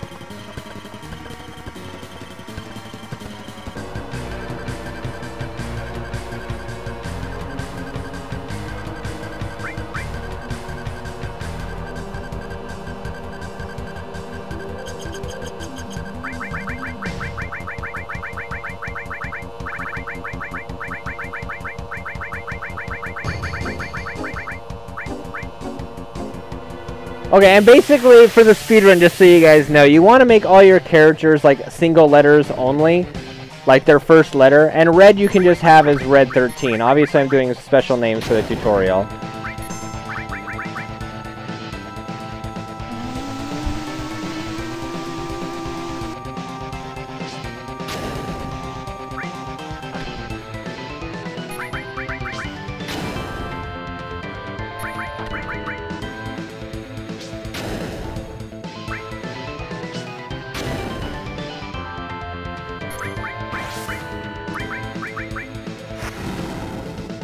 Alright guys, if you'd like to win a Heroes of the Storm beta key, type !raffle in the chat right now. Ninkers has generously opted to give away one of his Heroes of the Storm beta keys. So type !raffle. Yes, Ensoku, because basically Red's name is virtually never mentioned in the game, and when it is, it's referred to as Nanaki. We use weight on that fight so we can get off more attacks, because all 4 of those guys have their own like ATB meter. So if you have it on ATB active, they'll get off so many freaking attacks. But use the ATB weight trick, which I should have explained. Hold on, let me reload. Okay, I gotta explain the ATB weight trick here. I'm retarded. Okay, this is the first battle that you actually use an ATB weight trick. So, I'm sitting here running it through like it's a normal run, and I'm just kind of doing it mindlessly, so I apologize. Let me go back and explain a little bit better.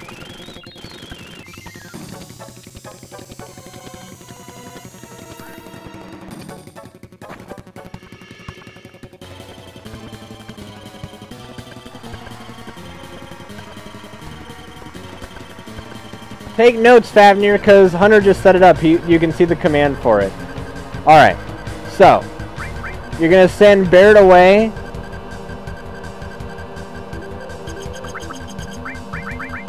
Alright, let me do this again. Alright, so the ATB rate trick is what we do, where we attack, where we throw grenades with 2 people, and then we hold the 3rd person. So, alright, we're throwing one with Cloud here. And then we got Tifa's, and then we're going to hold Red's like this until Tifa throws hers. You can use square to see her ATB meter for this fight. So she throws it, it resets like that to 0, then you can throw with Red. And you throw with Tifa and hold with Cloud. And then once Tifa throws it and her ATB meter resets, you throw with Cloud. Same with Red. You wait till his resets. You throw with Red. Then you wait for Red to reset. You throw with Tifa. This optimizes the amount of turns you get.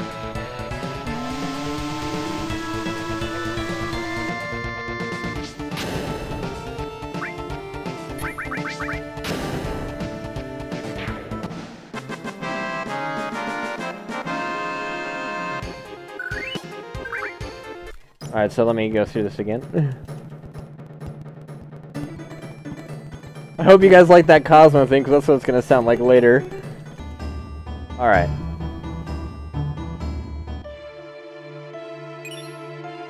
Okay, so then the first thing you're going to do once you get out here is when you get to the elevator, you're going to go back, you're going to reset the ATB to active, then you're going to put Red in the back row, and then you're going to go down the elevator again. Now, there's some step manipulation coming up after this encounter, which if you get the encounter anywhere around the Genova tank area, you're good. Like where I just got it is fine. Now, then after this, you're going to walk 4 to 5 steps, depending if you're ahead or behind. So 1, 2, 3, 4. I'm going to do 5 just to be safe because I'm a little ahead.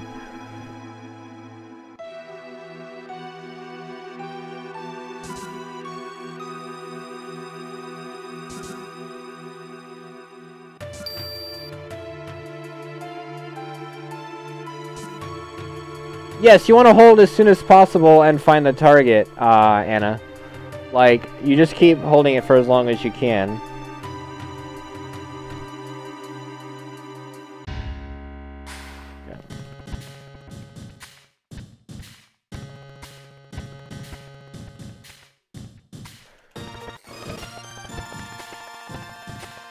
Alright, so last call for if you want a Heroes of the Storm beta key, type !raffle to enter.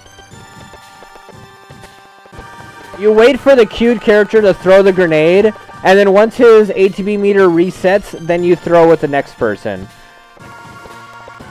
And you keep doing that through the entirety of that fight. There's a lot of different places where the ATB weight trick is used, so...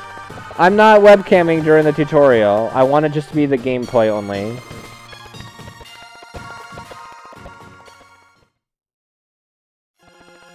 Alright, so for this you just talk to Eris.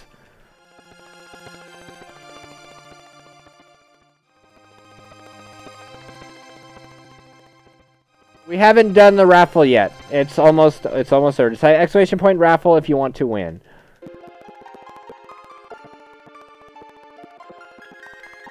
Plus, if I showed a webcam right now, I'd probably get banned off of Twitch, Cat. But no, I'm wearing, you know, the shirts and stuff you saw me before my stream in. Alright. So you just go through that. Eris is the only one you need to talk to. I'm gonna go to all of Disc 1 today. Last call, guys. Last call before we draw.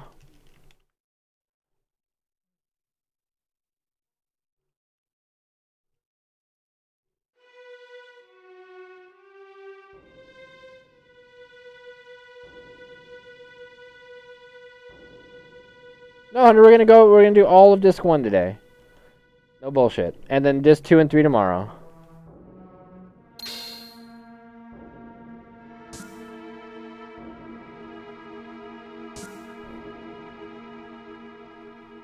Okay.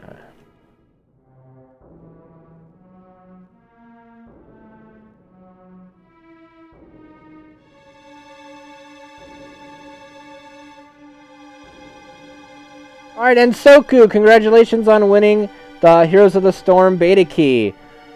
Please contact Nankers for details on how to retrieve it. And thank you, Nankers, for doing the raffle, man. I appreciate it so much. Alright, so we get the battle here, and we're in just fine shape. So now I'm going to teach you how I like to do the step counter here. You can do it in one of two ways, and neither way is wrong. The way I do it, I just prefer it this way. So I'll show you. There's no more step like walking going on, but you do want to get a battle in a certain location with the way I do the run. Or you can screw yourself in the calm cutscene. So you want to get this next encounter between the two guys, like right there. That's good. It's a good place to get it. Alright. Good escapes. Wow. Wish this could be my run, Kappa. Alright. Here we go. Yeah, no problem, man. I'm going to be explaining all of them in great detail. Don't you worry. Okay. So then we just, you know, kind of like, oh, hey, look, he's dead. Wow. He's dead. Shoot.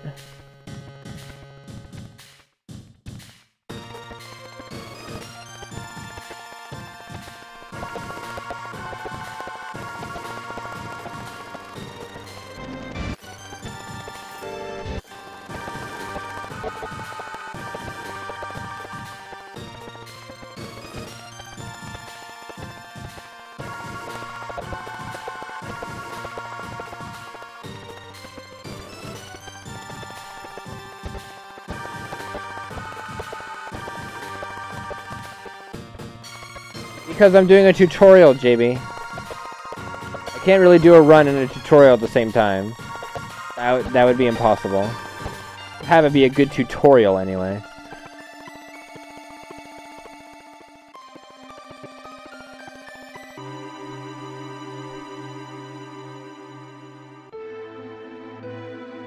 Just one cover at Master to take all the hits.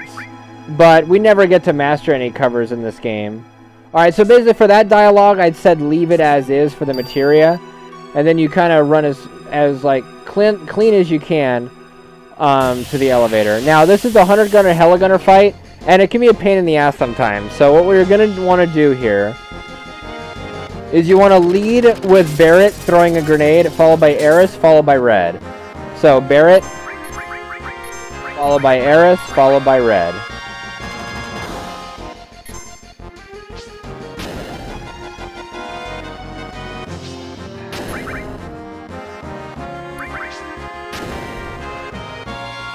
I can always take care of that, and if I just wait longer before initiating the actual battle with Materia Keeper. So I'll go through a couple scenarios, hopefully, with Materia Keeper.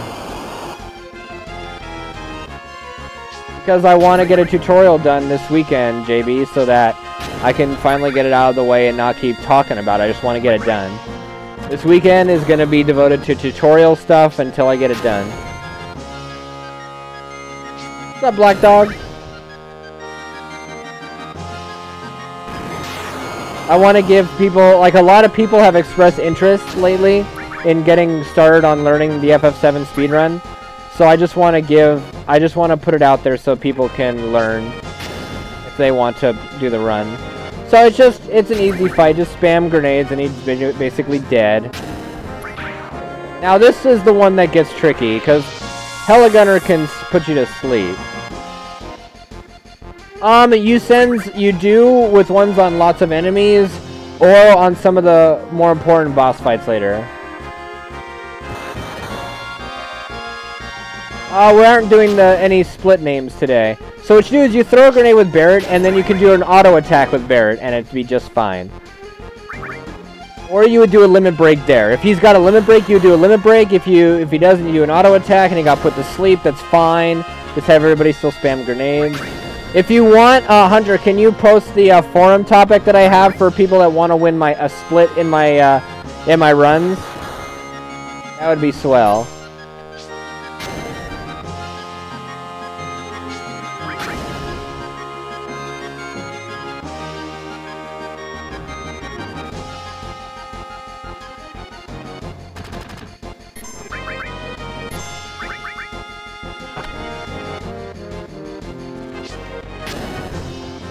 No.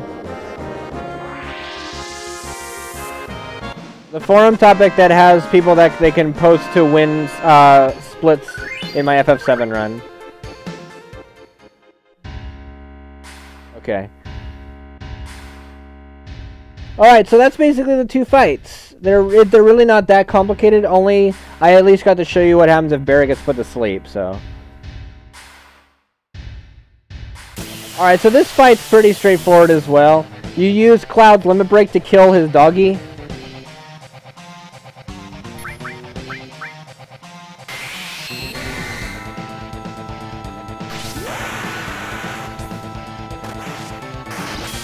Alright, and then you just throw 4 grenades at Rufus and he's dead.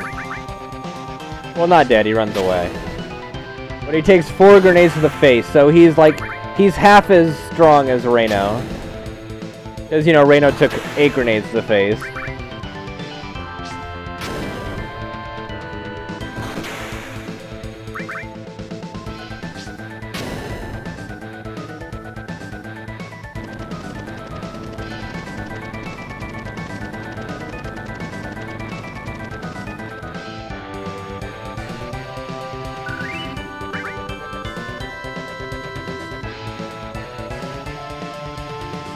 Bow, bow, bow, bow. Da, da, da, da, da, da,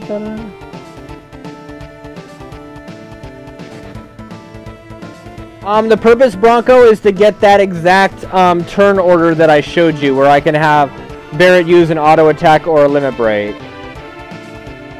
It's just a specific pattern that if you do it, it gives you the right things. No, it doesn't affect the boss attacks. It conserves a grenade. So you don't run out of grenades on Motorball. Rufus can't use barrier, so the Rufus will never barrier the dog. The dog can only barrier itself.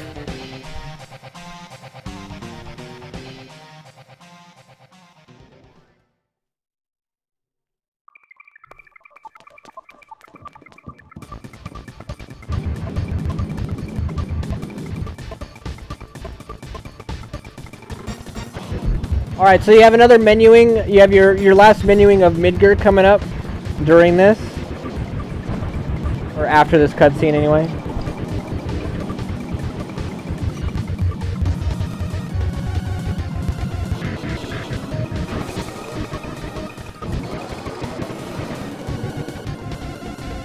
No, Braver, if the dog manages, like, if the dog manages to survive the first Braver and then he barriers himself, he'll die to an auto attack. Alright, so you want to go to form party. At least for me, I like to put red in the party. Then you go to your menu, go to equip, go to Tifa, equip the Titan Bangle, then hit L1 and hit Mithril Armlet for Cloud. Then you go to his materia, then you're gonna, okay. So, you go to his materia, then you hit right, then R1, up 1 to fire, then down 1, 2 to this one, L1, restore, ice. And then exit out and hit start.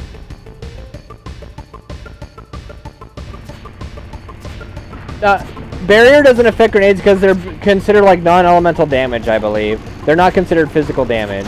Holy crap, I've got a lot of bikers.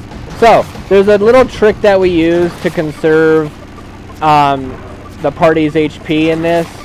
And that's constantly swinging will make red bikers not advance. So you can see he's not advancing. So the idea is to get 3 red bikers on the screen. Now if you're running PC version, you kind of got to do this as pure as you can, because I know there's a different kind of biker in the PC version. So you kind of have to play it a little bit more than you do in this one.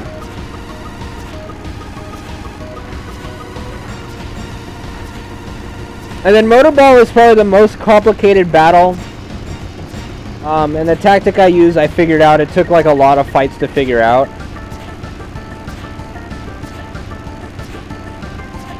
But I have an optimum Motorball strat.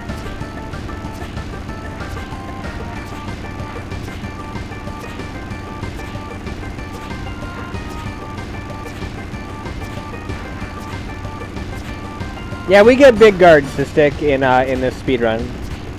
Oh, and what I like to point out is that a fun little thing is if you look at all the portraits, Eris is the only person looking at someone else. She's looking at Tifa. Every other portrait is looking at you, the player, except Eris. Eris is like looking over at Tifa.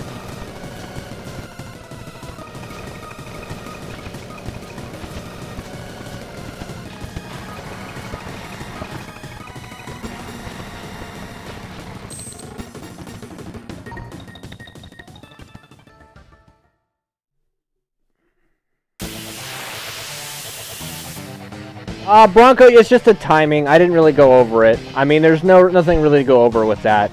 You just gotta get the timing down for it.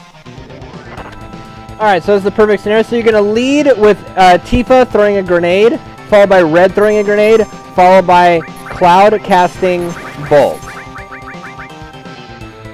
He's always gonna do arm attack on the person that has the most HP.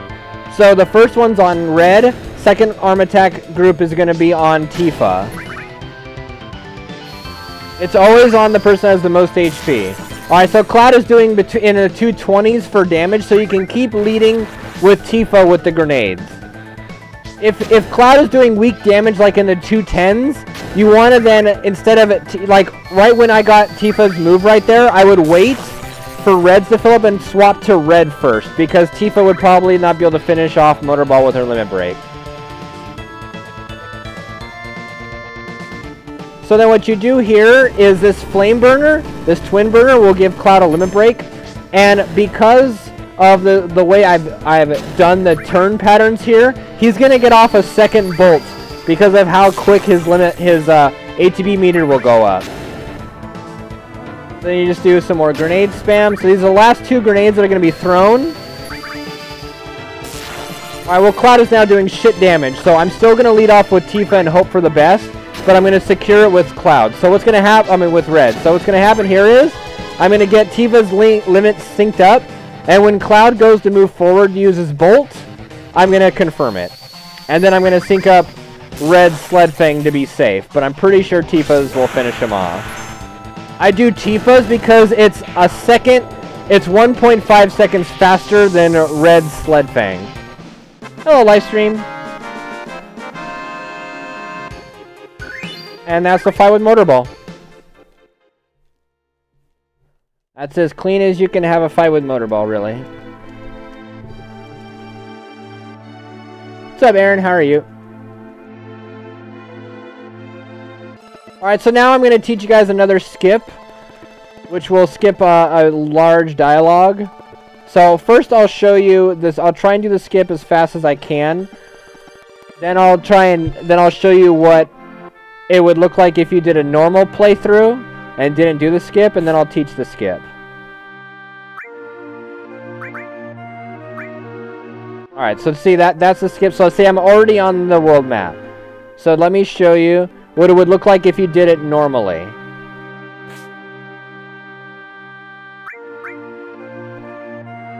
You would be stuck here.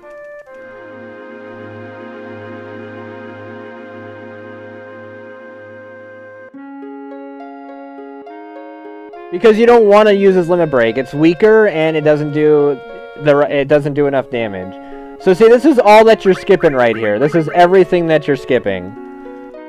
So it's a good 30-40 second skip. This is one of the most important skips to learn, and it's something you can do repeatedly. So boom, there we go. So see, that's the difference between the two. Now let me teach you how to do it. So what you're gonna do is it's just like the double dialogue box skip that I've been telling you. What we do is we try to get as close to Barrett as possible and do 2 dialogue boxes once. When you're trying to exit and then you talk to him at the same time. So you see him turn right there and it kind of fucks up the dialogue box there. That means you did it. So then you want to hold down and hit let's go, and then you just spam your dialogue and run.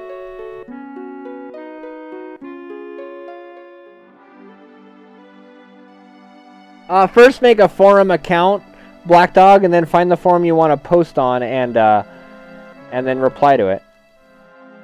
Alright, so normally you might get an encounter on the way to calm, but I didn't. So that's an encounterless calm, which is nice. So that was basically the Barrett skip. That was an easy one. And it's easy because you can keep doing it over and over again. Just make sure that if you screw it up, that you keep hitting the first option to keep resetting it. If you do hit let's go and you didn't get the skip, then you'll have to go through that dialogue. How much was my PC? I think like $1,200 or something for all the parts when I got it built.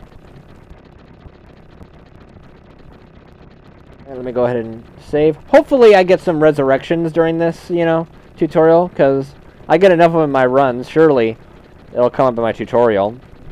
I would hate to have perfect RNG go to waste on a tutorial.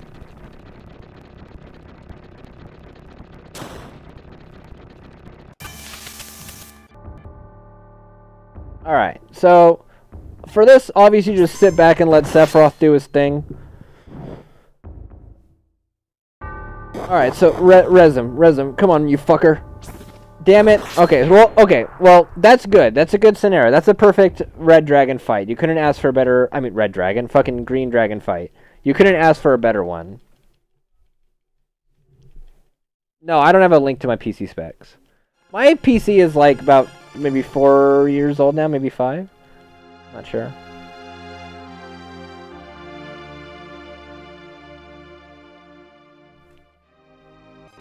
Okay, so we got another skip coming up that is actually a really difficult one to do. It's one of the more difficult skips to do, but it saves a good chunk of time as well.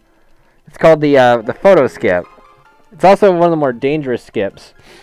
If you're step manipulation, this is only to be used if you have been doing the step manipulation correctly. If you don't have a clue about how doing step manipulation, do not try this or you will just die. You will kill yourself. You will just cease to exist and your run will be over and everyone will be like, God, you're dumb. Okay. So, what I'm going to try and do is like I said before, I'm going to do it fast first.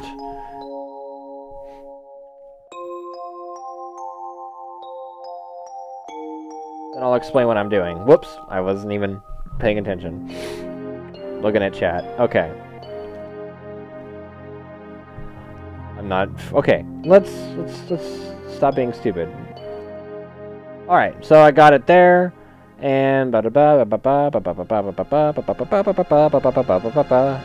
so I'll show you then what I skipped just then. Let's see, it's F3 to reload. Oh, fuck me, it didn't save the fight. Okay. I thought I hit F1. Okay, never mind. So we're gonna see the green dragon fight again, really quick. Hope you guys enjoyed it. Da-da-da. I could have sworn I hit F1 earlier. Oh well. So, in case you didn't like the first green dragon fight, here it is again. In just as fast motion. And I might get revived this time. Spot on! Hell yeah! Alright, we got revived. See, I meant to do it. It was totally on purpose, yo. Totally on purpose. Oh yes, please revive me more. Do it more. Show the agony of the runs. Show it. Show it.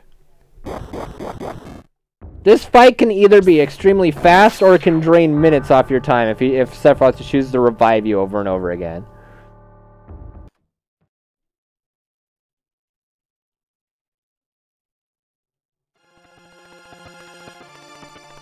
Alright, so let's make sure I do save this time.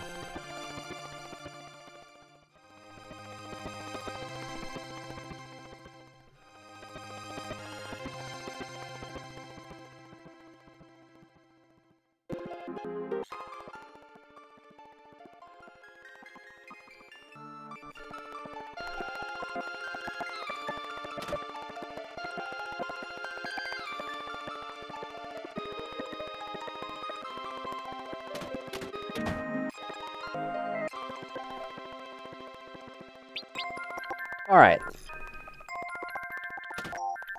Motherfucker, that should have done it. Okay, so I'm going to do it again fast, since kind of had a break in the action there. Or whoopsie. Totally not in the right position.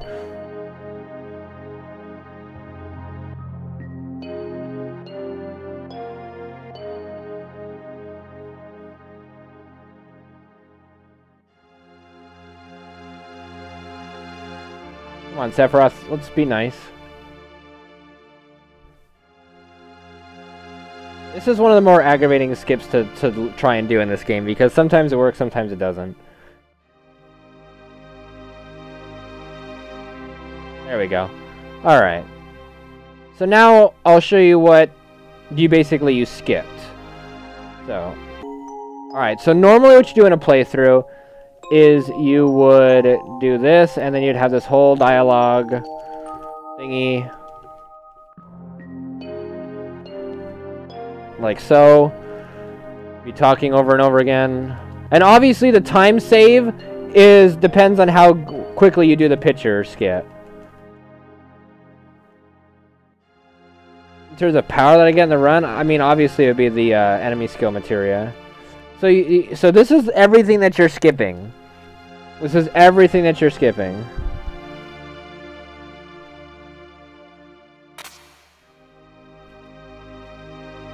And I'm showing it in real time, obviously. Okay, so there you go. So that's everything that you skipped. Alright, so now I'll explain what you're doing. You're again using the double dialogue box trick, where you're going to line up here, and you see, okay, when you go too close to the gate, Sephiroth says, hey, get your ass over here, pretty much. And then if you talk to this guy, he talks about, hey, do you think you'll let me take a picture? So what you want to do is you want to line up, and basically you're going to walk or run to the top right corner, and you're going to spam circle to try and talk to the guy, and basically have Sephiroth tell you to get back here in the same turn. So you're going to just go like this, and so, see, I didn't talk to the picture guy in that one, even though I was like right next to him.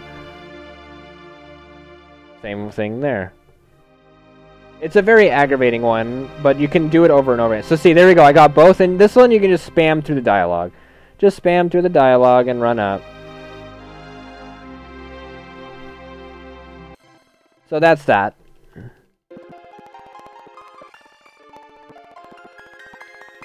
Alright, but what this photo skip does, it does something very special to your game.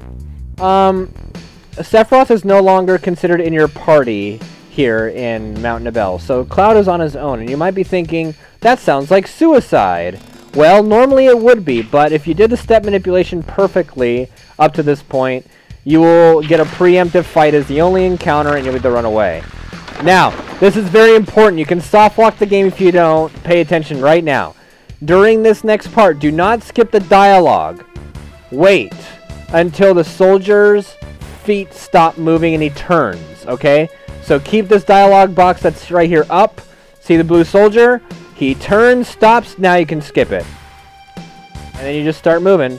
Like, here we go. Just running on through. So if you did the step manipulation correctly the way I do it, you'll get the encounter inside this cave. About, around this point. Yeah, that's perfect spot. So now you're going to get a preemptive encounter that you can run from. Now, after this, you're going to walk 7 steps. After this, you're going to walk 7 steps. You got 1, 2, 3, 4, 5, 6, 7, and you're done. And there you go. You survived the calm cutscene.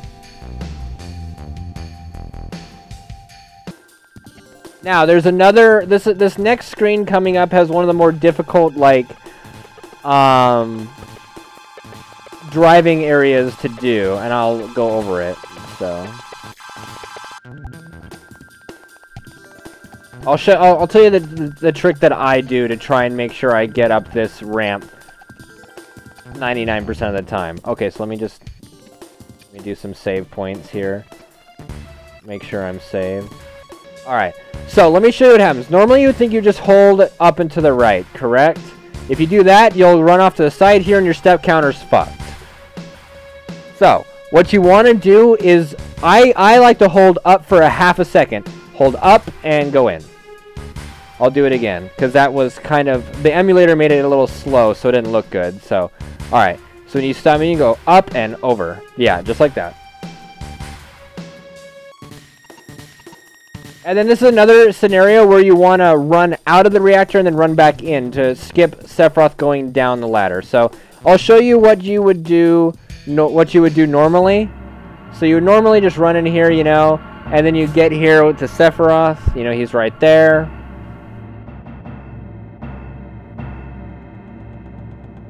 And then you kind of get stuck behind his ass. You're kind of like fucking him in the ass for a while, and that's not cool. So what you do? So I'll show this again. So what you do instead is you go out of the reactor, then run back in the reactor immediately.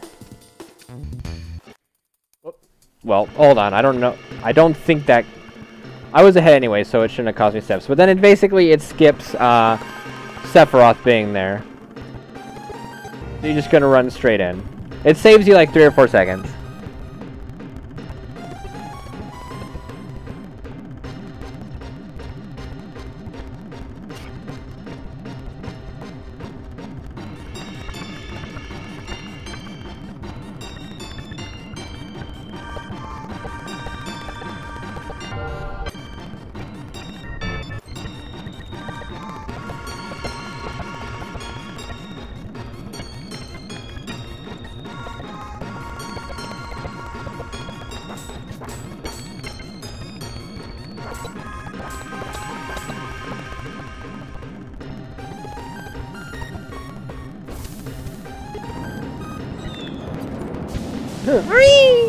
Sounded like almost a chocobo.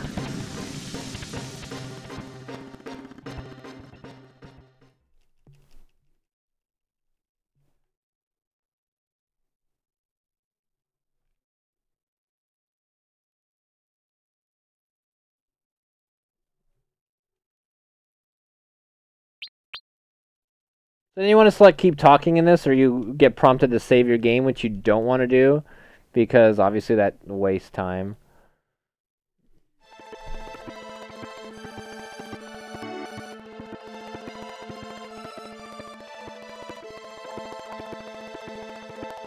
Alright, and then this area, you don't have to worry about step manipulation. You want to run like crisply, of course, but you don't have to worry. You're not going to fuck over your step counter if you do this badly. Just your time, but not your step counter.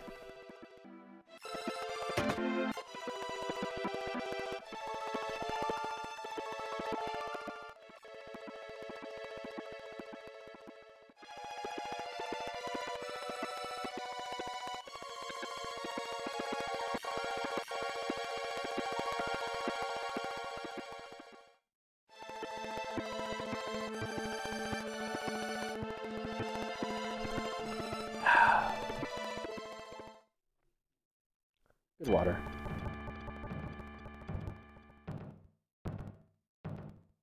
Sounds like someone's like knocking at the door.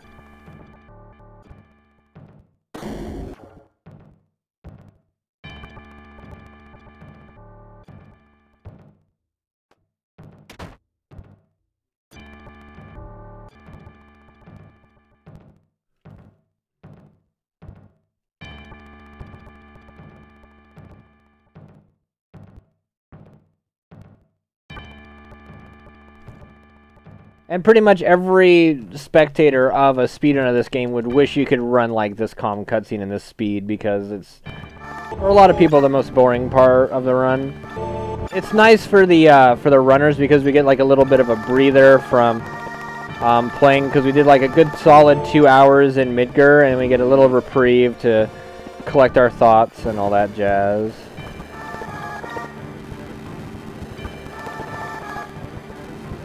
Well, yeah, Sephiroth is killed at the end of like this whole scenario, and the one that you see walking around is Genova taking his form.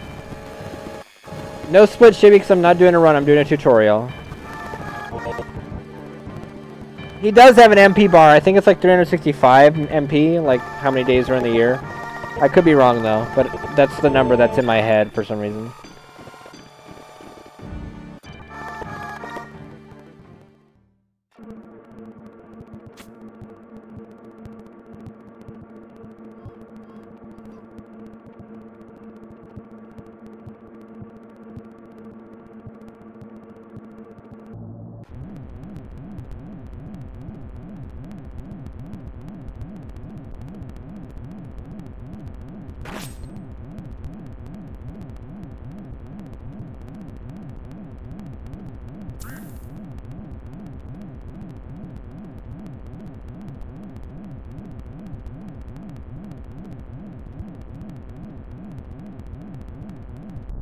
Okay.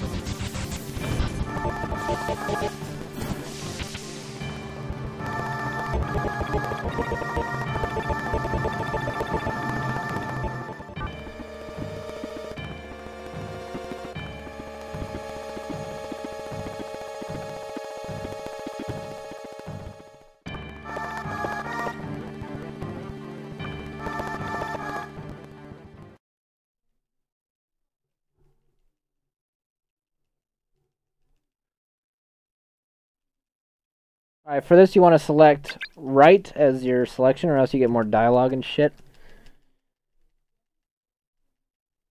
Then we gotta get the puck out of Dodge, and that's the calm cutscene.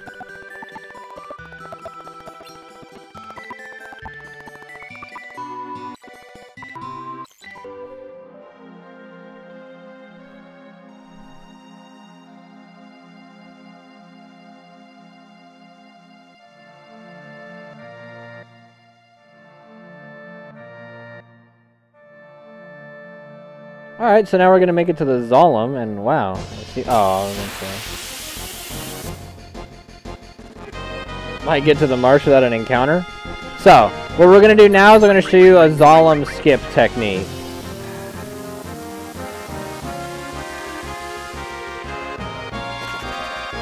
Alright, so let's do a save here.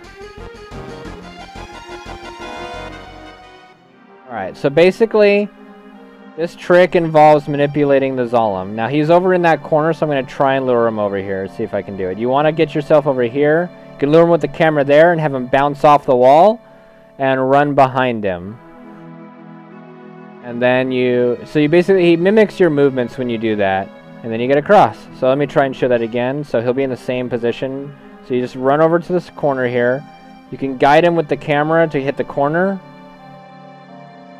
Bam, you follow behind him once he goes straight backwards. Straight backwards, otherwise you'll get fucked. And there you go. Again, that's the easy cut. Now, this is something you can skip. So I'm going to run here. If you get there, you get this big like scene here, and it takes a while. So what you want to do is you do a menu buffer skip to go through it. You just kind of spam menu to skip through the scene. It's another frame perfect thing. And sometimes you get it, sometimes you don't. And it seems to be being a pain in the butt for me right now. There we go. And you're done.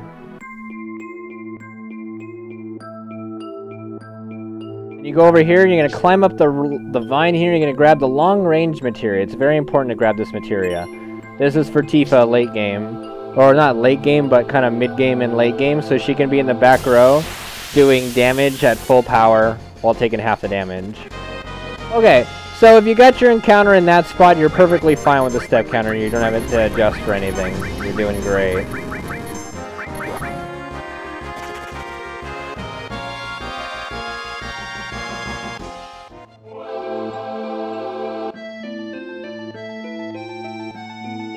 It's not really explained why he cut her head off. It could be that she was like attached to the tube and all that kind of stuff, and didn't want to deal with like getting her out of there and stuff. So he just cut off her head because she can regenerate pretty much from anything. So it doesn't really harm Jenova. You know, just splits her up a little bit. That's my hypothesis behind it.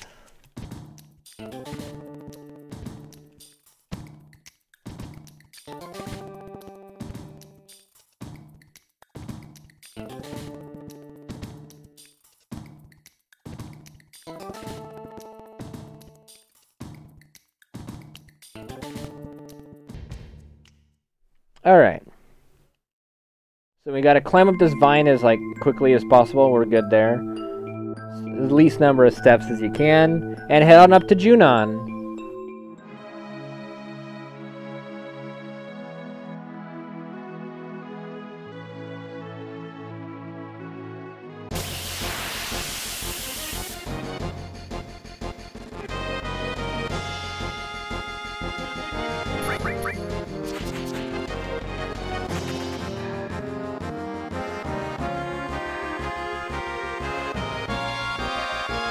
So we gotta hope that we only get one encounter on the way, you know, to Junon, but it doesn't always happen that way.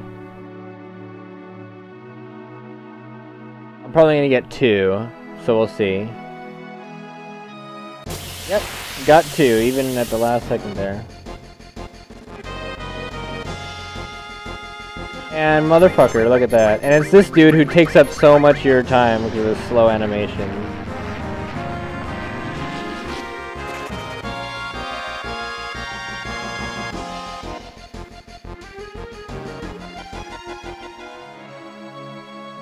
There you go.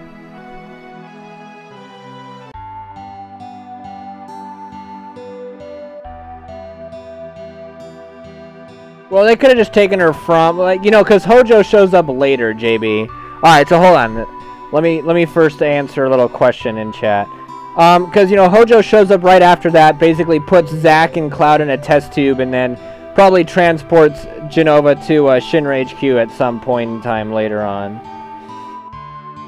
Okay, so what you want to do in this weapon shop is you're going to sell the Star Pendant, the Trank if you got it, the Guard Source, the Protect Vest, the Talisman, and 1 Bronze Bangle.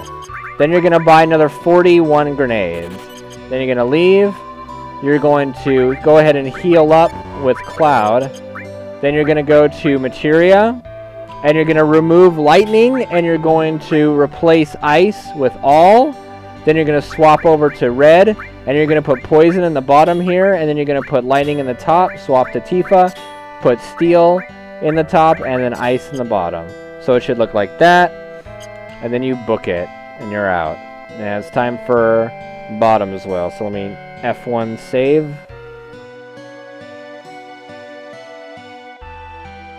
CPR tutorial? Yeah, sure.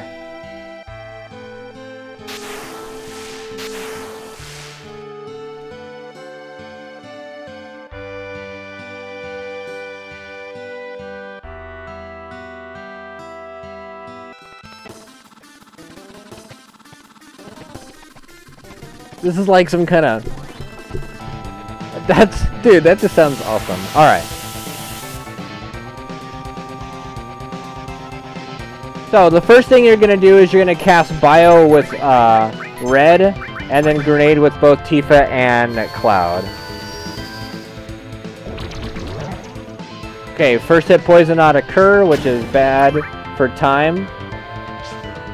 You want to poison Bottomswell because he takes additional damage from poison ticks more than usual bosses, because his animations cause him to take extra damage for some reason. Alright, so there we go. So then now we go ahead and just spam grenades until he dies.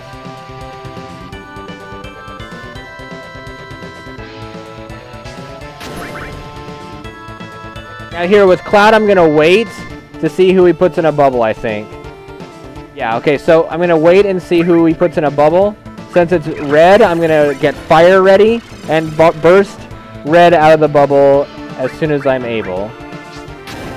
And then go back to throwing grenades.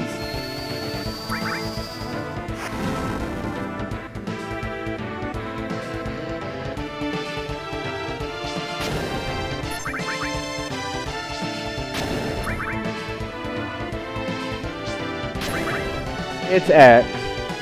I'm not too worried about FF. I'm just going to teach the fast and easy way.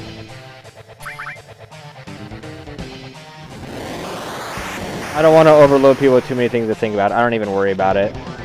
Alright, so saying that he dies from the poison and he gets off 2 big waves instead of 1. Normally, if you get a first hit bio, he'll die and only get off 1 big wave. So it saves quite a bit of time. Alright, so now this is a very important part, is the CPR tutorial. You need to give, I think it's, oh goodness, it's 99995. How much is that? 9 plus 9 is 18, 27, 36, 41 breaths. So you want to breathe in 41 breaths into this chick. Now, the first thing you need to do is you need to make sure that, and this works in real life as well, you need to make sure that you have a controller that has a square button. Without a square button, this does not work at all. So then you hit square, and then you breathe in all of your, like, you just breathe in over and over without, you know, any spacing. You just breathe, breathe, breathe, and you breathe in 9 breaths, and then you, like, blow in all that, you know, shitty breathing, that suffocated air into her lungs. And you do that 4 times in a row. Hey, Tiny 50,001. Thank you for subscribing to my channel for 7 months in a row. That is amazing, dude. Thank you so much for the support. Like I said, my stream would not be the same without you guys. So thank you so much for the support, man. So you, like I said, you 99995. So this is my third 9. 9. So, and it's not like if you waste too much time, it's not like she ever, like, loses breaths. You could take as long as you want to get 41 in there.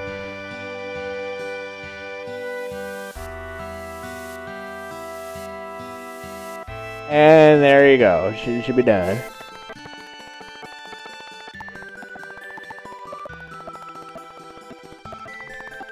Then we gotta go talk to this chick who just lets you sleep in her house because she's nice, and you know, just a single woman has like 3 single beds for some reason.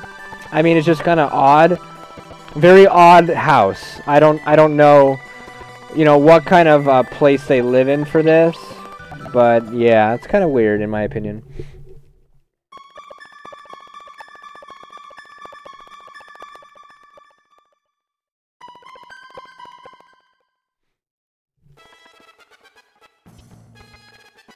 Oh god, this song sounds so ridiculous at fast speed. It's awesome. So you talk to this chick and she gives you Shiva.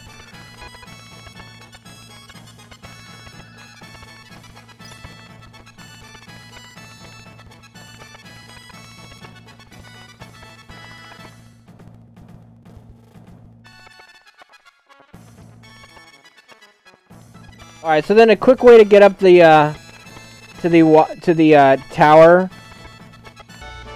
with the dolphin is just to hit square twice in a row from the second you're able to.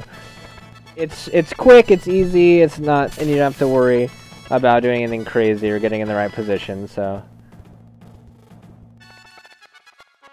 see, like I start here, just hit square and hit square again, and I get launched onto the platform. Easy peasy, right?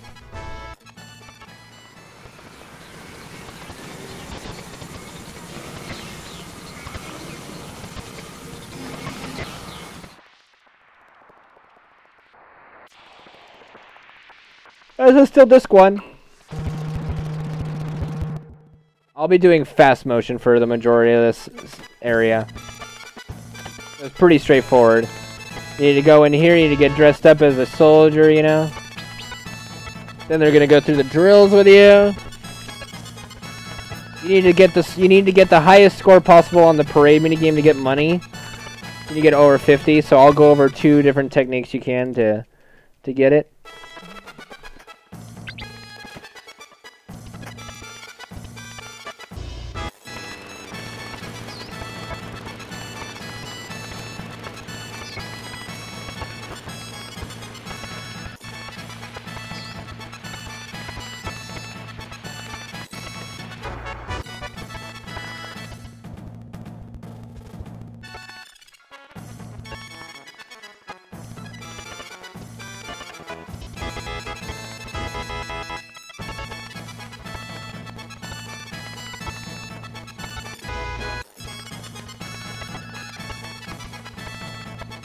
It's a fun little thing. If you run and you can kind of split the wickets with this guy and just go straight through without dialogue. All right. So now I'm going to teach the technique here. This is technique number 1 that I like to do because it looks like it's more cinematic.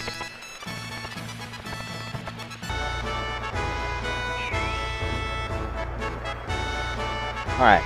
So you just run, you go straight down, like cut through them like excuse me, excuse me, excuse me, excuse me. You get a little bit in front and line up and just spam the shit out of circle. And it's not giving me points. Oh, it didn't give me points at the end. Okay, hold on. Alright, so I got ethers, so I'm gonna do it again. I'm gonna show another way to do it, and I need to get the money. It kinda screwed me at the end, so.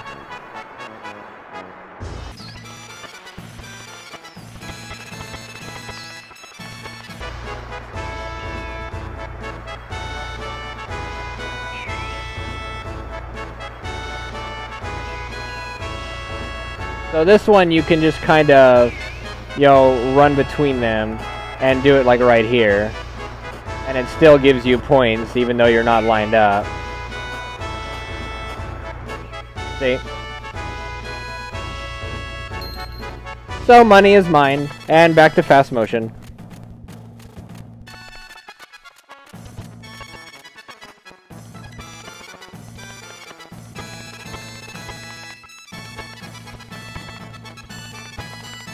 What's up, Poto Pilgrim? How you doing? That minigame right there is the most garbage, like, random piece of crap. If you get screwed over and only get ethers, you can sell the ethers and get money, or if you only get potions, then you really need to be conservative on your investments.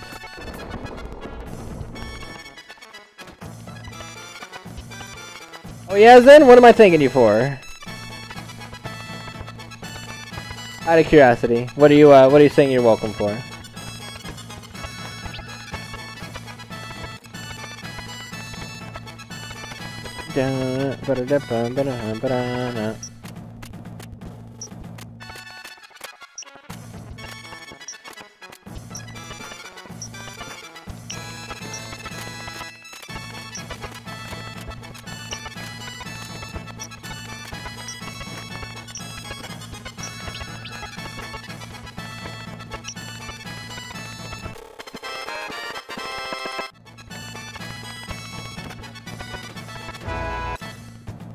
Alright, so now what I'm going to show you guys is the shopping trip that you got to do when you're here.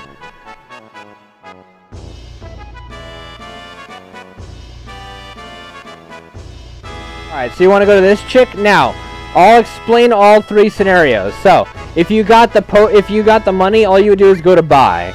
If you got the ethers, you would go and you would sell 6 ethers. If you got the potions, you would hang on to the potions. Now, if you get the money, you're going to buy like 6 or 7 potions. And that's fine. Then you buy 11 high potions. You buy like 4 Phoenix Downs. And you scroll down, you buy 2 Echo Screens, 5 Hypers, 11 Tranks, and 3 Tents. You can get out. Now, if you get like, if you only have the ethers, you buy like 5 potions, 11 high potions, like 2 or 3 Phoenix Downs, 2 Echo Screens, like 2 or 3 Hypers, 11 Tranks, and 3 Tents. If you only got the potions, you buy like 1 high potion, like 1 Phoenix Down, a couple Echo Screens, a few Hypers, 11 Tranks, and 3 Tents. And that's all you're doing for that shopping. And then you want to go into this room, go down this little room.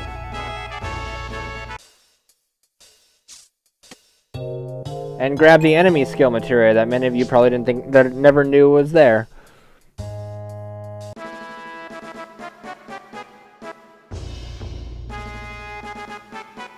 And there you go. So I'm going to save and I'm going to try and do this in fast motion for you guys. You want to get at least 100 points on this minigame. So I'm going to make sure that I... Alright. Making sure it loaded. Okay, so I'm going to try to do this minigame in fast speed.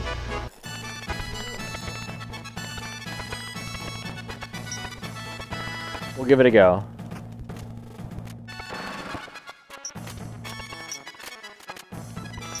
Whoops, wrong one. Whoops, wrong one. Wrong one.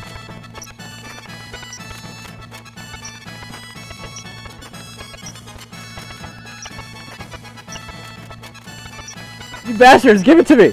There we go. Fuck you, game! Fuck you, game! I'm like right on time with that shit! Okay, well, okay, so that obviously did not work. I gave it my try. I gave it a try. No, it's not a reset, Anna. Especially since we don't buy the berry materia anymore. So it's not a reset, it's just, you gotta be careful.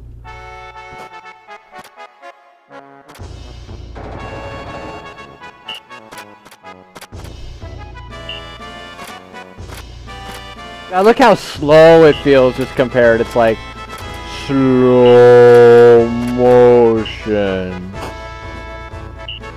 Hey, awesome. Thank you, Gaming with Jimbo. I really appreciate that, man. I hope it was fun for you to do.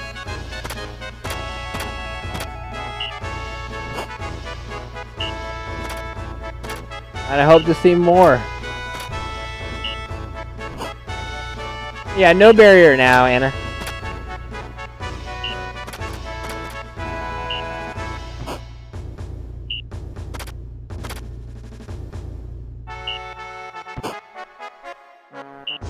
Wub wub wub wub wub. Alright. So this gives you like the Force Stealer sword, which you equip on Cloud when we get on the boat. Oh, I'm sure I will, Hunter. I'm sure I will. Well, thank you, Gaming with Jimbo. Much appreciated, dude. Much appreciated. I'm very grateful for you guys helping out with that. We've needed it terribly. So thank you for filling a void that we have needed desperately for a while.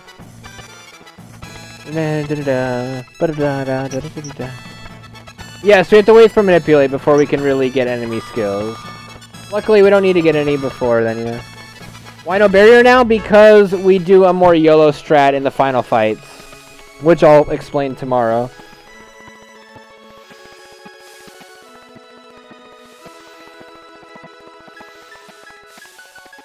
Alright, so when you're on the boat, you want to grab this, you know, this ether right there, grab the all materia. Talk to Tifa.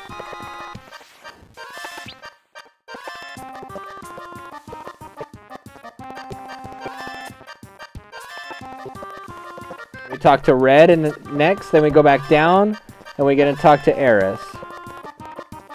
And I'm going to tell her, no, I'm not taking her on the stinking airship. And then you have to talk to her again, and she'll say, hey, have you seen Barrett? I hope he isn't doing anything stupid. And that unlocks this area for this guy.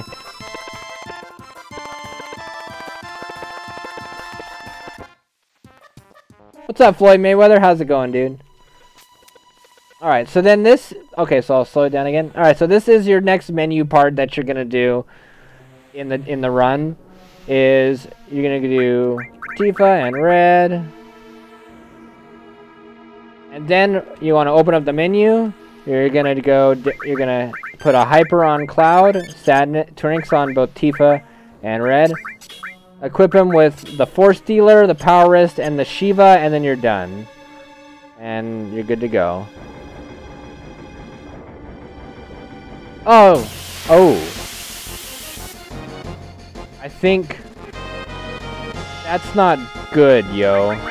I don't know... Maybe my running somewhere... No, that doesn't make any sense. I got the encounter at the perfect part of the cave. I don't understand exactly. Okay, let's try seeing if I can... 2, 3, 4, 5, 6, 7. I don't understand that, actually. That should not have happened. My steps were perfectly fine in the cave. So what I'll explain later, because I can't really go back and adjust it. Hopefully, I'm able to fix it here. But that didn't make a lot of sense. I'll attempt to go back and fix it.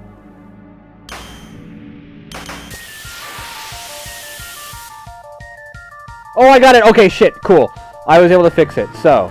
That just shows I'm God. Okay, so normally you would get the encounter on the next screen and you would, like, walk back and forth to get the encounter, and then you would walk 8 steps to then get this preemptive. But if you get the encounter outside, walk 7 steps when you first enter the room, and you can get the Genova preemptive again.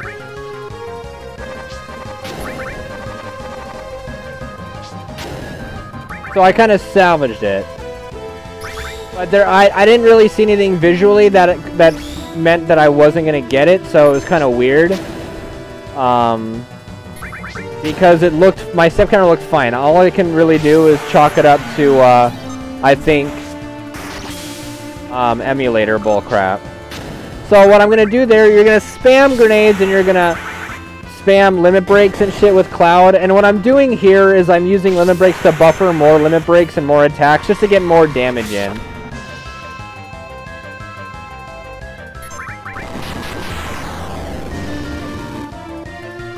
And this is really good. Cloud is taking getting a lot of limit breaks. He's already got 3 limit breaks from this battle.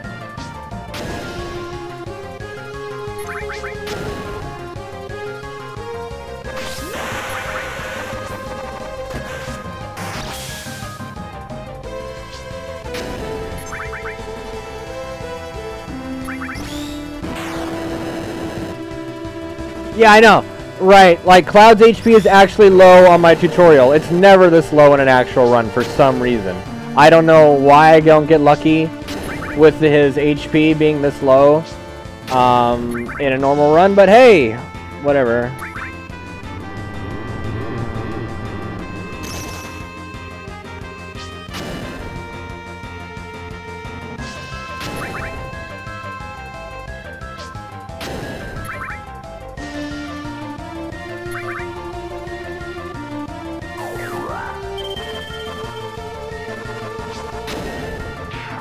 And there you go.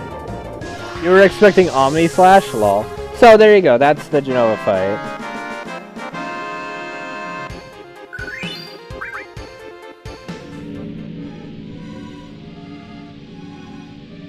Pretty simple.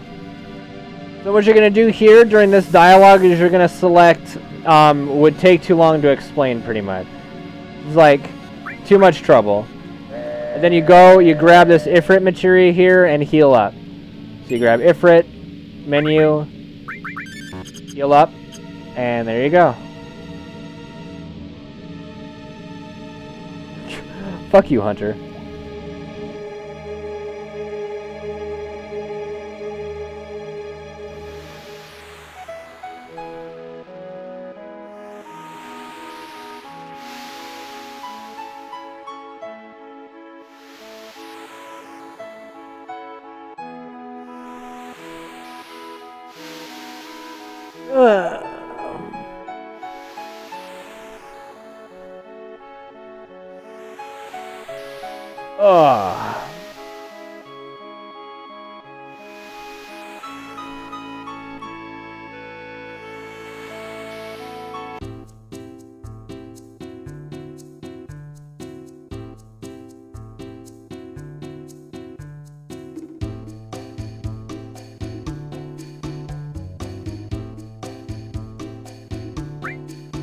Yes, and I have a YouTube like tutorial up already, but this is gonna be like the better one.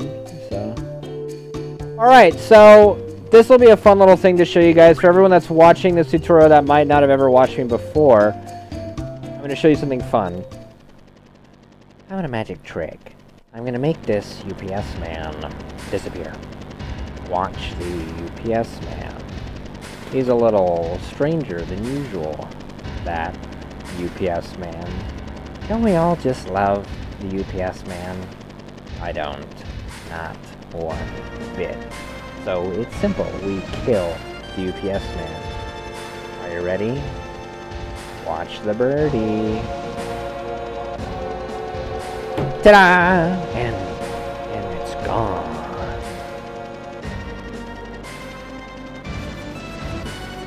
What happened?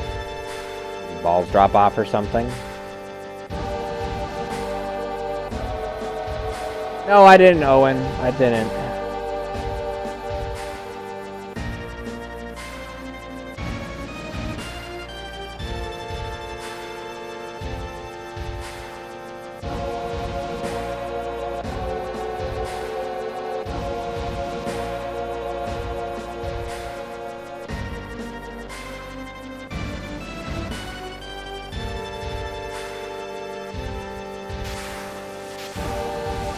There you go, Otaku.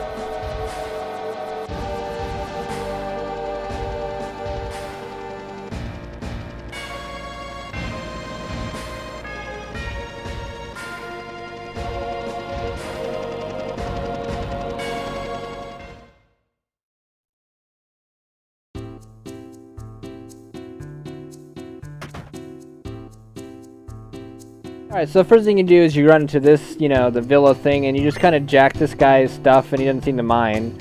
You know, Final Fantasy logic, just come in and grab people's shit, they don't give a crap. I've got, like, a whole chest dedicated for this one item, but go ahead and take it, I don't give a crap. And you just leave, like, yep, thanks, bye. As much as we would love to see more of Costa del Sol, that's all you see.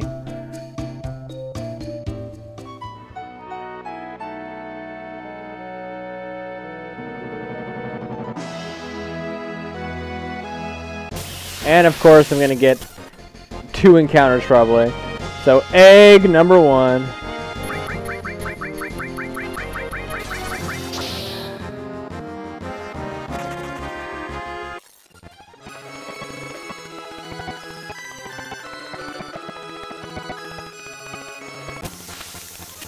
And egg number 2.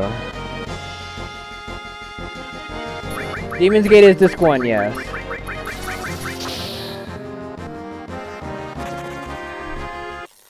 Alright, so now I'm going to teach another little, another skip.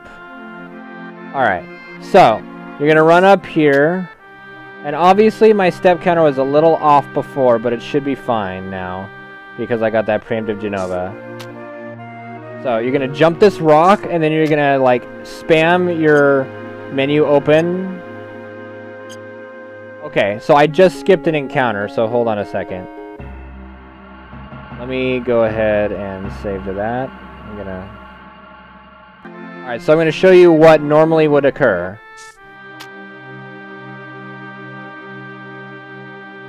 So normally what happens... This is one of the easier battle menu skips to get. So you would jump across here, and then you would immediately get an encounter. Boom. So, I was able to get the skip. So let's go to that. Alright. So then I'll get the battle on this screen, and you're going to walk 7 steps after this. 7 steps after this fight. If you did get the encounter, if you failed the battle menu skip, you're going to do those 7 steps. The 7 steps I'm going to do now after that fight on the previous screen. 1, 2, 3, 4, 5, 6, 7, go.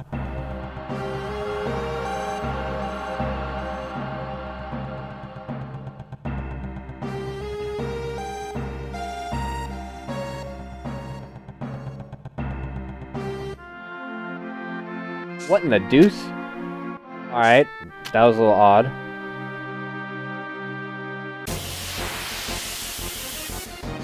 Alright, it's fine to get the encounter out here. It's going to be a preamp.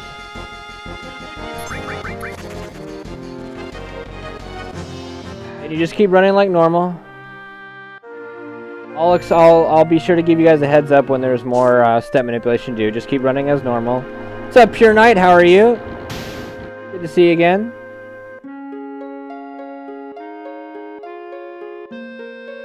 you run up here.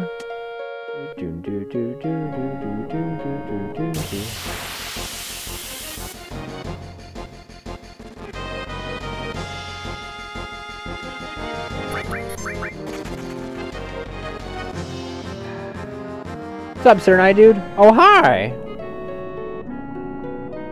Okay. It's going good, Fenrir. How's it going with you, man? Alright, so then you're just going to open up this dealy bob here.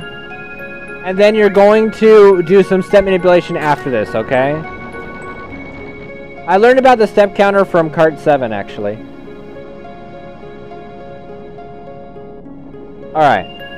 So then I'll explain after I see where I get the encounter. Alright, I got it a little bit sooner than I would like, so I'm going to walk 7 steps immediately after this fight. Normally you get the encounter here right before the next screen, then you can just run to the next screen and walk 7 steps on the next screen. But if you're a little too far behind, it kind of is awkward, so I'm going to walk a few here. So I'm going to go 1, 2, 3, 4, 5, 6, 7, and go.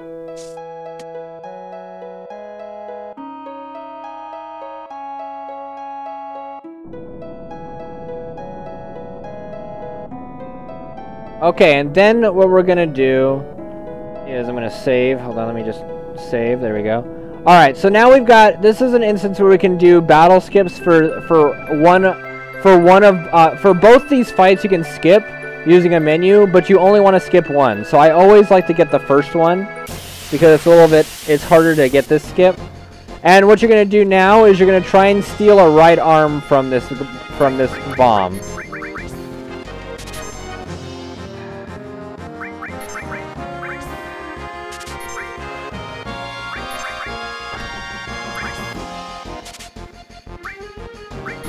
Now you want to try and steal for it like 5 or 6 times before you would run away. But in my runs for world record, I'm currently just doing 1 steal and running and hoping I get it. But for the tutorial, I'll just get it, no matter how long it takes. But this is just to show the RNG of this, trying to steal it.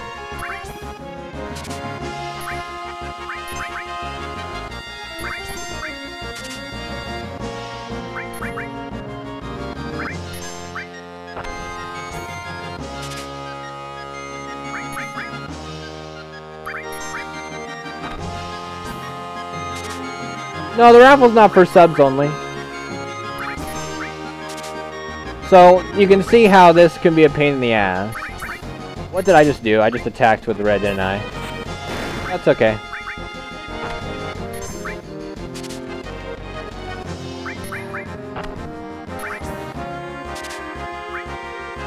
So, it's nice to have just awful fucking RNG in a tutorial.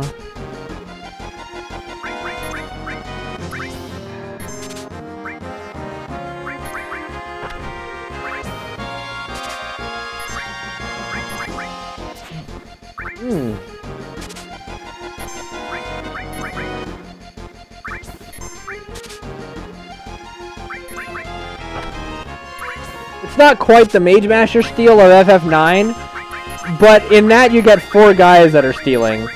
So I mean, it's kind of okay. Alright, so I just got it. So here's what I'm going to do. I'm going to try and show you guys now the battle menu skip. So I'm going to see about where I get the encounter. Okay.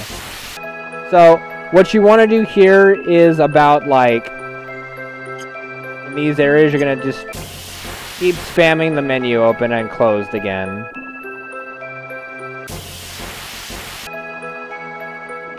Just to try and show you what it is. And if you get the bomb, it's going to be another bomb. You can try and steal the right arm from him.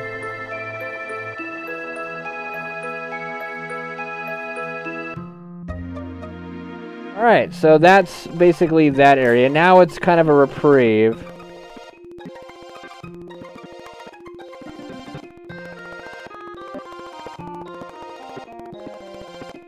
Alright, so this is another menu, little shopping trip you gotta do.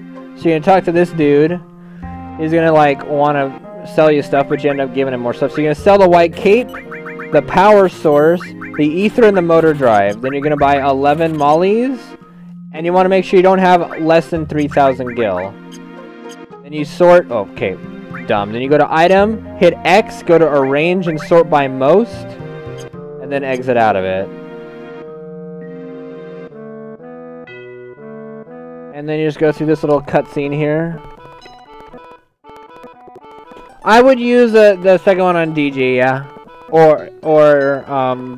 Yeah, probably on DG.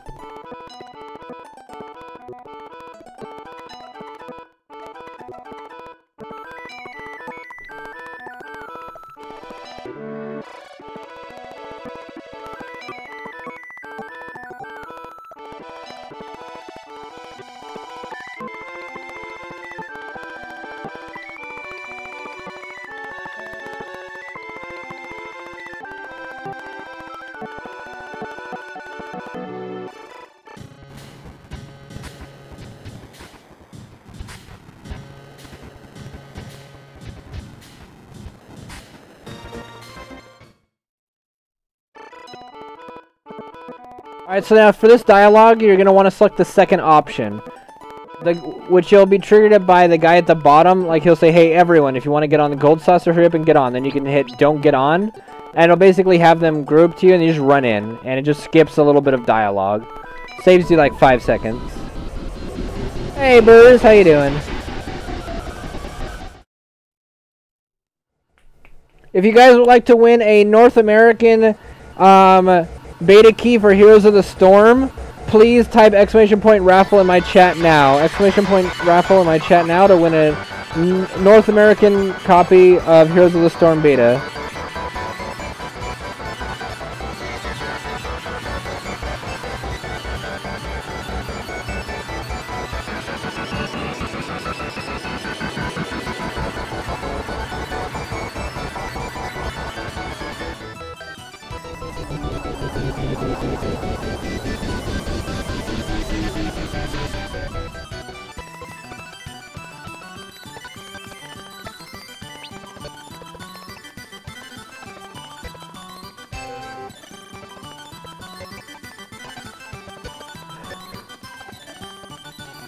The music for this place is just funny as shit sped up.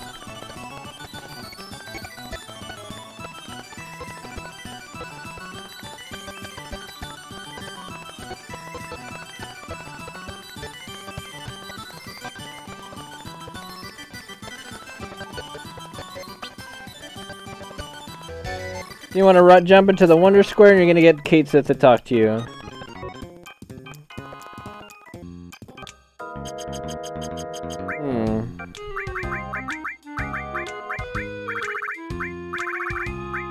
What do I want to name him?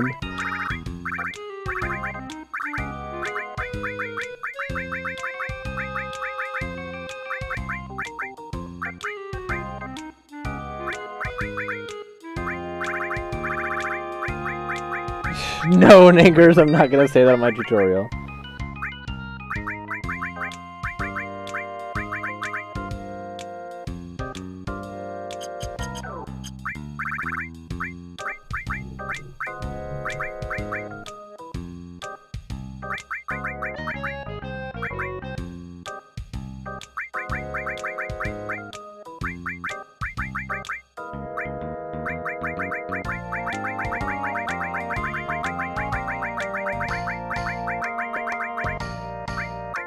Alright, there we go.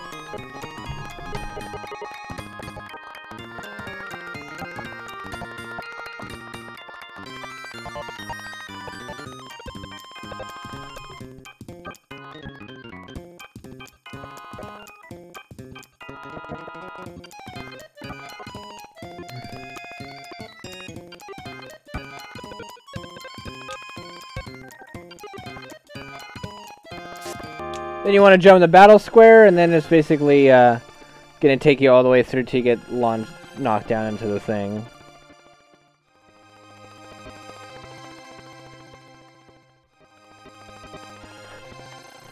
I couldn't resist. Alright, Fender, take it easy, man. Thanks for stopping by.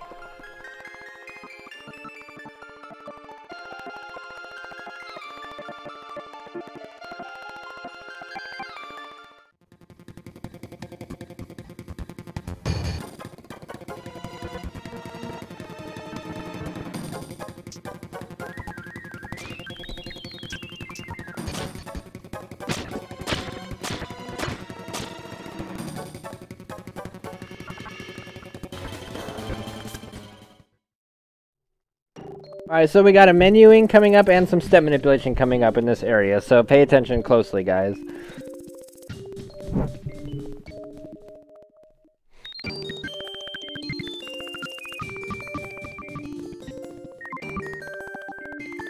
Alright, so first thing you're going to do when you grab this is you're going to go to your config and go to ATB wait. Boom, then you're going to go back up to equip. You're going to equip him with the bronze bangle. You're going to X out of it. Unequip both those things. You're going to L1 over to Tifa and R1 up to manipulate. Then you're going to go back to equipment. Equip Cloud with a silver armlet. Unequip the Shiva. Equip the enemy skills there. So, again, you're going to equip him with the bronze bangle. You're going to X out and you're going to remove, transform and manipulate from him. You're then going to go to Tifa and give her the manipulate material on the bottom right. Then you're going to go up to Cloud, remove Shiva, and put enemy skills in these 2 slots. Then you go ahead and X out. You're done and you run.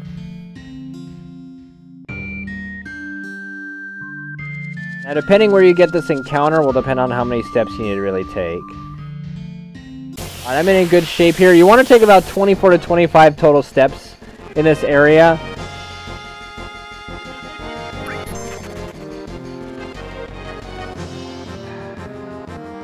So you go from there and you walk into the cabin. So 3, 4, 5, 6, 7, 8, 9, 10, 11, 12, 13, 14, 15, 16, 17, 18. So you're going to want to do about another, what is that? 6 steps when you get out. Six steps should be good.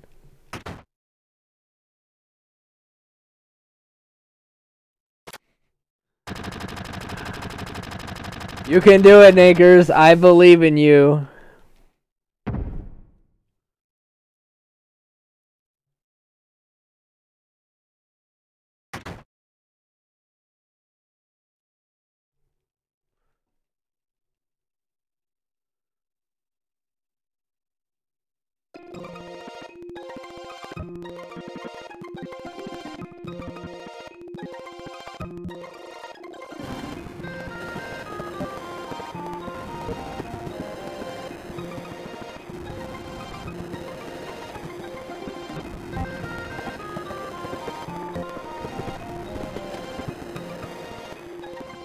So because we have the right arm, we're gonna one-shot Dine in the one-on-one fight with Barrett and Dine.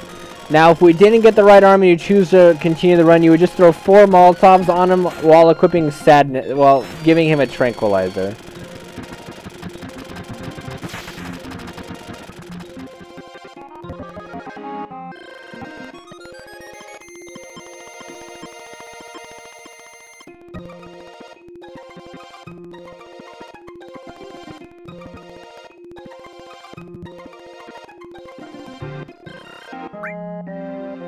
Alright, so you keep Tifa in your party, and you're going to walk 6 steps here. You want, like I said, you want to do a total of 24, 25. So 1, 2, 3, 4, 6. I'm going to do 7 just to be 100% safe.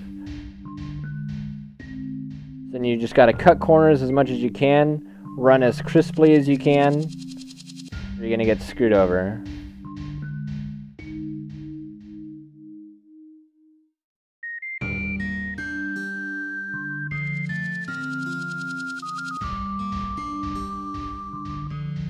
And when you get up here, you're not going to go all the way up to the top. You're gonna farm an encounter right here. This is where you're going to learn your first enemy skill of the game. Now, what you want to do here is you want to use a Limit Break with Cloud if you got it. And so then Barrett will then finish him off, and then Tifa will manipulate this one that we have survived.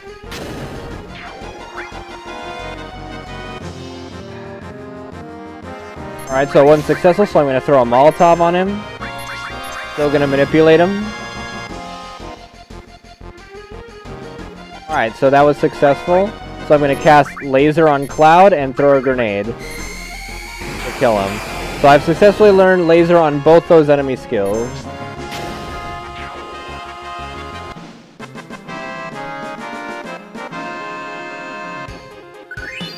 Alright, so then what I'm going to do now is I'm going to open up my menu. I'm going to give a trank to both Cloud and Tifa, I need to make sure they're tranked up. If I don't have the right arm, you trank up Barret, and then you exit, and you want to make sure that you heal them up. So you heal up with Cloud. You heal both Cloud and Tifa. Don't worry about healing up Barret. Then you go. So we'll just skip through this little fucking dialogue. Hey, Wasteland 2, thank you for entering the raffle, and congratulations, you have won the North American Heroes of the Storm beta key. Thank you for participating, and thank you, Ninkers, for putting it up. I appreciate it very much.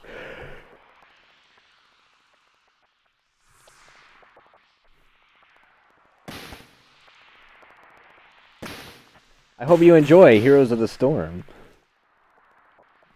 It's Teenage Wasteland.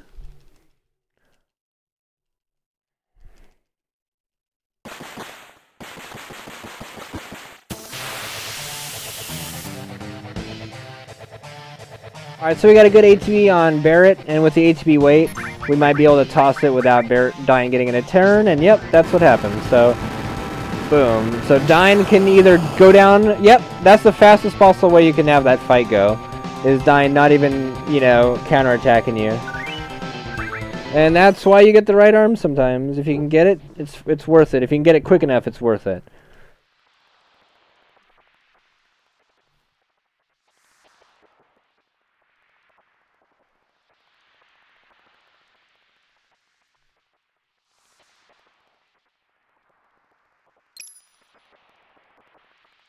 Alright, so now we have one of our favorite parts coming up, is the Chocobo race. And what we always do in my stream is we bet on who you think is going to come in second place behind me. So if you're watching on YouTube or some other place to watch this and not watching me live, go ahead and place your bet now on who you think is going to come in second place. Red, blue, pink, purple, or white, guys. Red, blue, pink, purple, or white.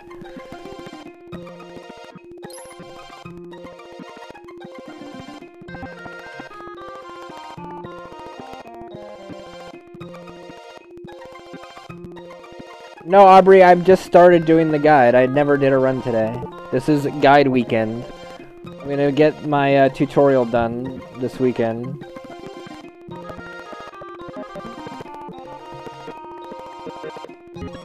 Alright, so when you're going up this elevator, you're gonna have 4 dialogue boxes before you hit not interested, or else you're gonna get a huge tutorial and waste a lot of time.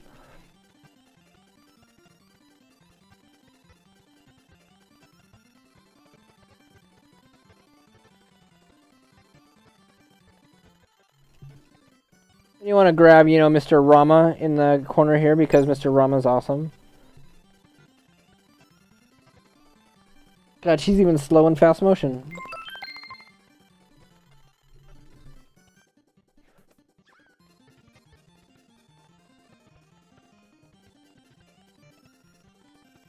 Alright, so you're gonna get 3 dialogue boxes and you're gonna say, yeah, I got it. So they're both the bottom selection on that.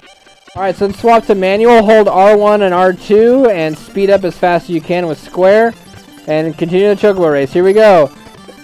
And it looks like red and white have both prematurely shot their wads, guys. Red and white are both prematurely shot their wads, so it's between purple, blue, and red. It looks, no, I know, purple, blue, and pink. I'm retarded. There we go.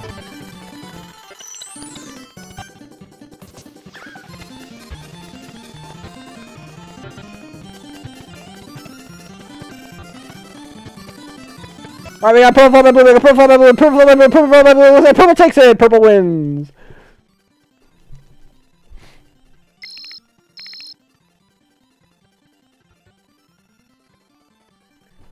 Alright, so then for this menu, what I like to do is I like to put Kate Sith in my party because I'm going to sacrifice him to the RNG gods. And then you're going to farm an encounter here to try and get the enemy skill Aqualung. The enemy skill Aqualung. Good night, Jesus. Alright, this is perfect RNG. This is the enemy you want to fight. He's called the Harpy. And he has the enemy skill Aqualung. So you start off with a Braver if you've got it. If he crits, you wait. If he doesn't crit, then you throw a Molotov on him with Tifa. And so now he's being poisoned, so I'm going to be ready to throw a potion on him with Kate Sith after he does this normal attack. And then I'm going to wait for him to do Aqualung. And I'm going to throw a grenade with both Tifa and Cloud just to ensure success. And that's the enemy skill Aqualung learned, one of the strongest spells in the game. Alright, so then you're going to open up your menu here. And you're going to heal up both Cloud and Tifa. And you're going to go. So now what you want to do is a trick that you exit and enter the buggy over and over again, and it resets the world map encounter threat. So you can get all the way to the next area without an encounter. Then you want to like try and get into this beach, and we're going to learn the enemy skill Big Guard. Enemy skill Big Guard.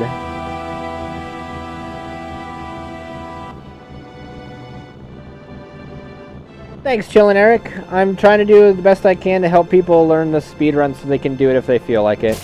And that just shows you how long it fucking takes sometimes to get the damn encounter.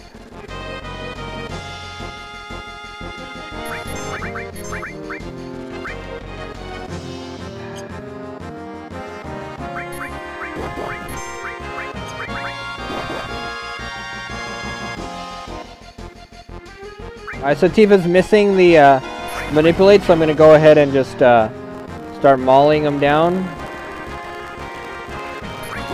And the sound is starting to fuck up because it's an emulator. So then you're going to cast Big Guard on Cloud, and then you're going to kill him with another molly. And good night. And so now you've learned Big Guard and Aqualung. And the reason why I bring Kate into my party right now instead of Red is to skip having to go through a menu of swapping party members when you enter Cosmo Canyon. So I just go straight into Cosmo Canyon from here. It's like dut, and you're in Cosmo.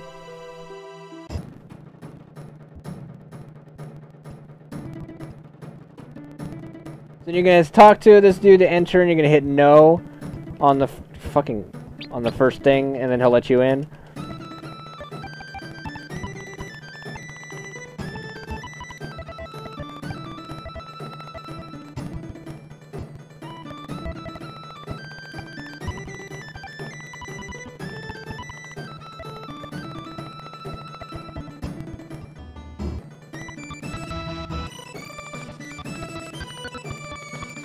You go up to here.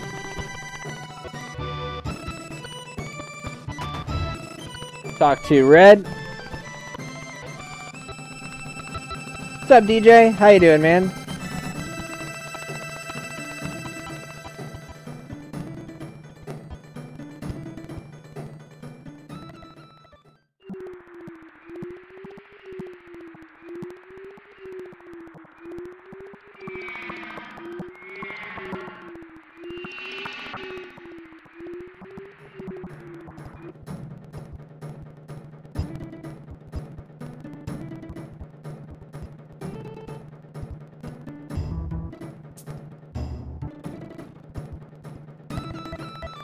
What time Sergio's closes? I want Sergio's tonight.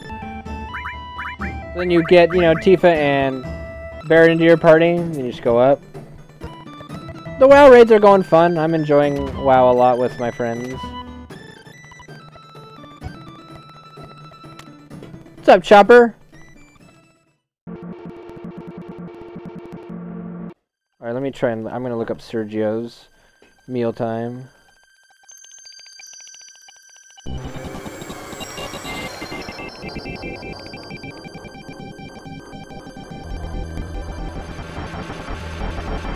Sergio's.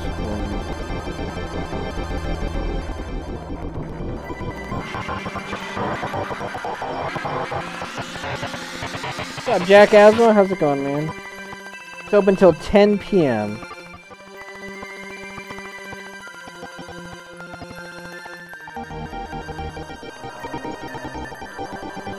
Okay. That should be enough time.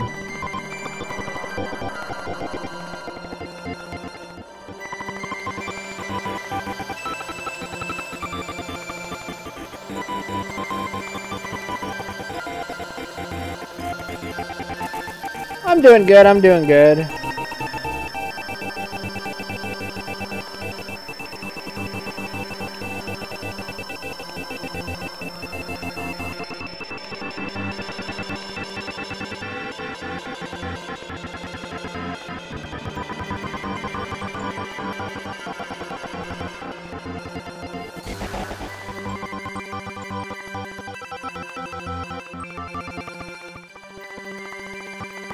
Lyra Mike, thank you very much for having me to follow on Twitch. It does sound like a music from an old NES game.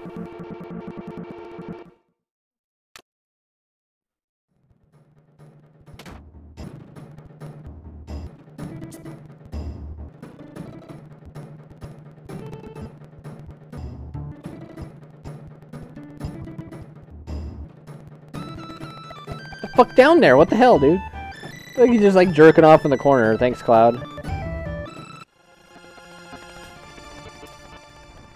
Then you want to talk to Barrett, then Tifa, then Eris, and then Red.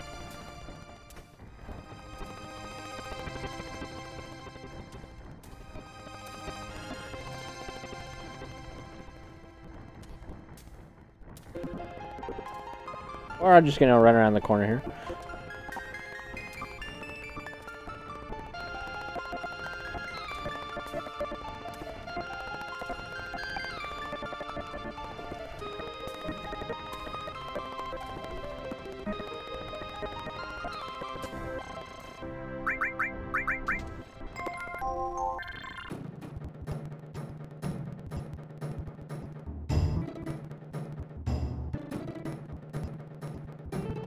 Now, the main reason why I used the Molotovs on the beach plugs was because I needed to conserve enough MP to use Aqualung on the guys I'm going to learn Death Sentence from. You need to have 68 MP during the big guard fight to be okay to use Aqualung on the beach plugs. If you don't have 68 MP, you need to kill them with Molotovs. Alright, so now I'm going to go over probably one of the most complicated things in the game, in the speedrun. So let me save here. Save in another slot as well. This is another step manipulation that is called the stinger skip.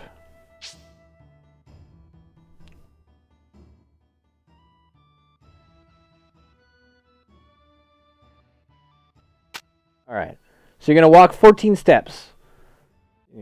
1, 2, 3, 4, 5, 6, 7, 8, 9, 10, 11, 12, 13, 14. Then you're going to run. You need to be very good at your running in here. Very good at your running in here. It's going good, Adapt. Yes, I'm recording the tutorial. Alright.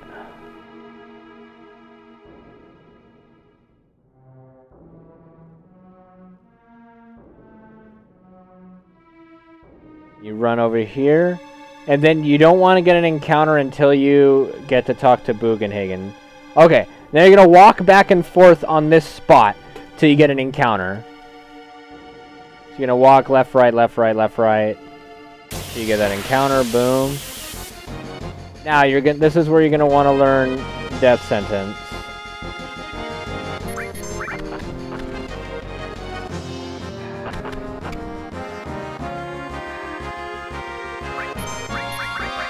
So what I like to do with ATB Wait is like to just see if they cast it on Cloud themselves. Alright, so I got the manipulate off. So now I'm going to queue it up for Cloud. Alright, so they did triple attack, so I do enemy skill, Death Sentence, and enemy skill Aqualung to wipe them.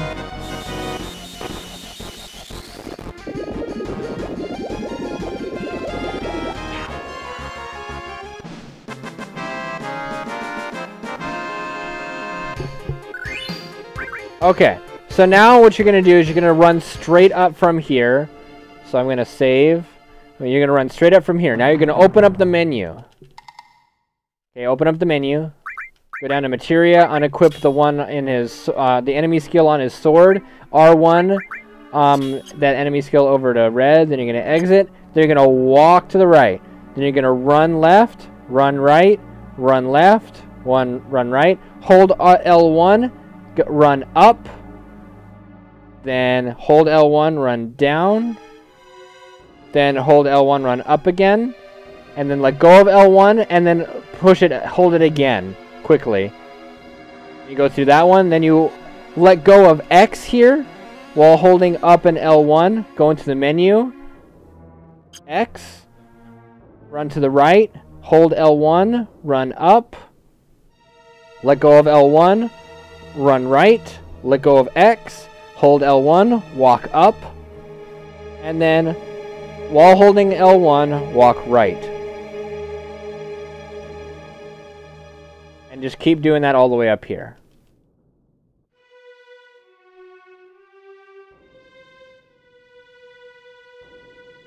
Until you get this encounter, then you can run straight up from here. If you did it successfully, you will have eliminated the webbing.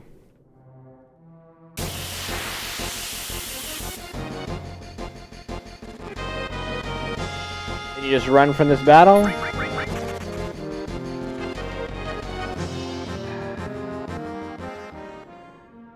And then we get to Geen attack here, and this is probably one of the hardest fights in the game. I mean, any of you guys that have played this casually know how much of a bitch this guy can be.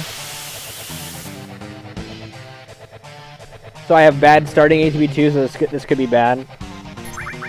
Just want to select that elixir you got on the stairway, and just kind of chuck it at him.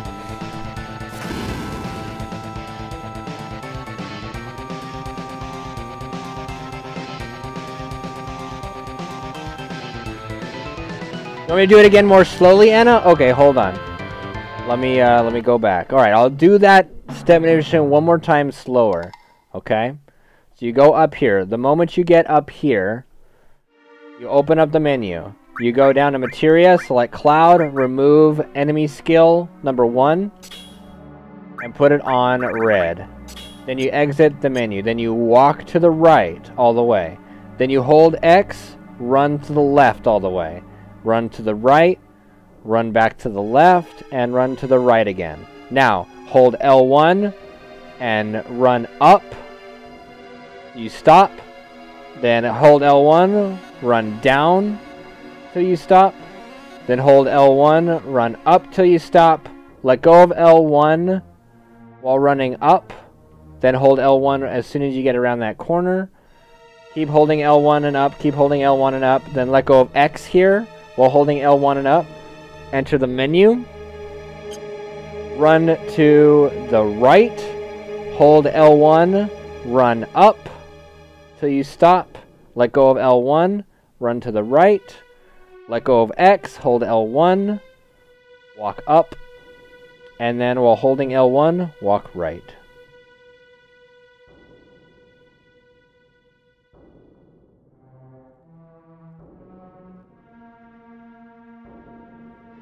You know you've got the step counter absolutely perfect on that point on where you get the encounter for the guys that teach you death sentence.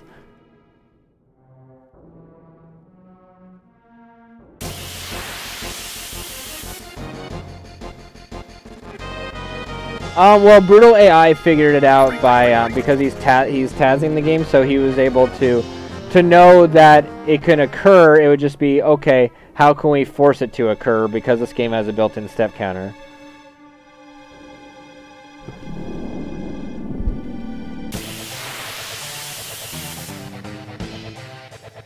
Alright, so this is better ATB. So again, like I said, for this, just, you know, grab that elixir that you got. Make sure you throw it on him, not one of the fire people. So, there we go. And elixir his ass.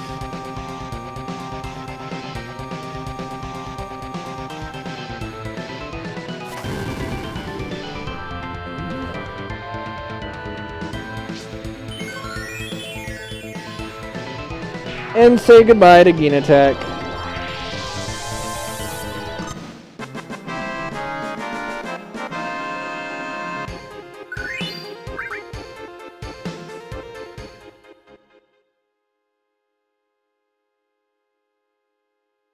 And then you just kind of skip the gravity materia because you don't need it.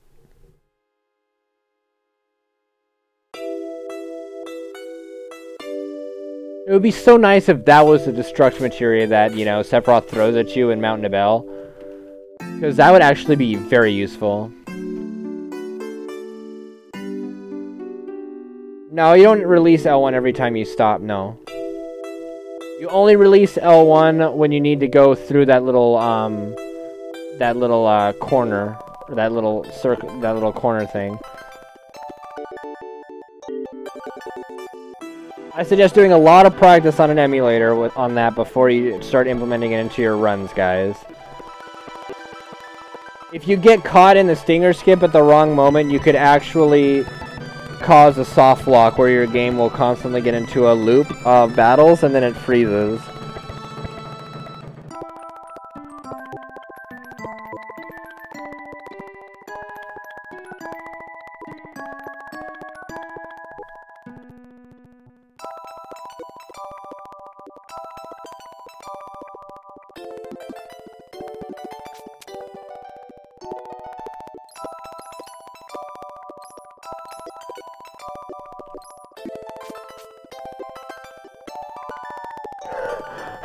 Woo!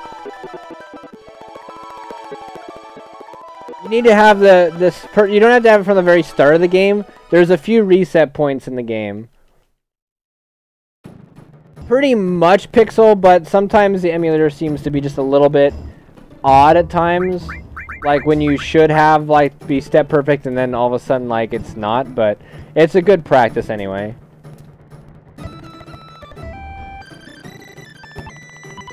It's a good practice tool at least.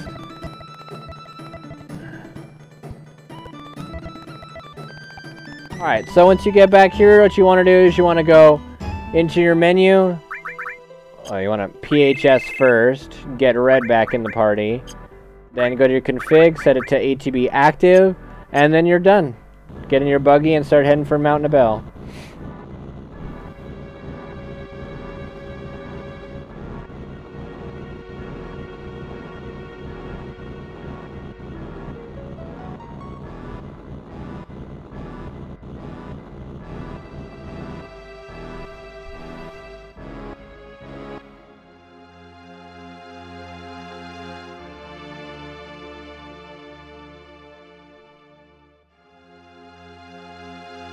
Yeah, pretty much, Anna. But you should learn the stinger skip. It's really important for time saving.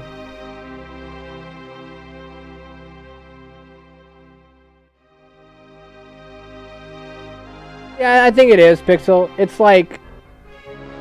it's just off by a little bit. It's not a big deal, really.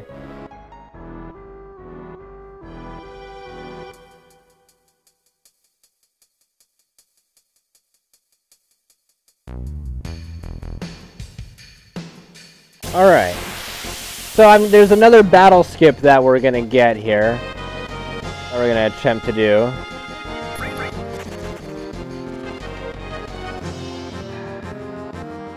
So I'm gonna go ahead and save. A moment. Alright, so you see this battle coming up right around here. Boom. Is skippable. So what we gotta do is do the menu buffer thing. You can get it. It's usually around that like bluish area on the wall. What? What does that mean? Okay, it had an error running it, so hold on. Let me reload. Luckily I just made the save, so we're good.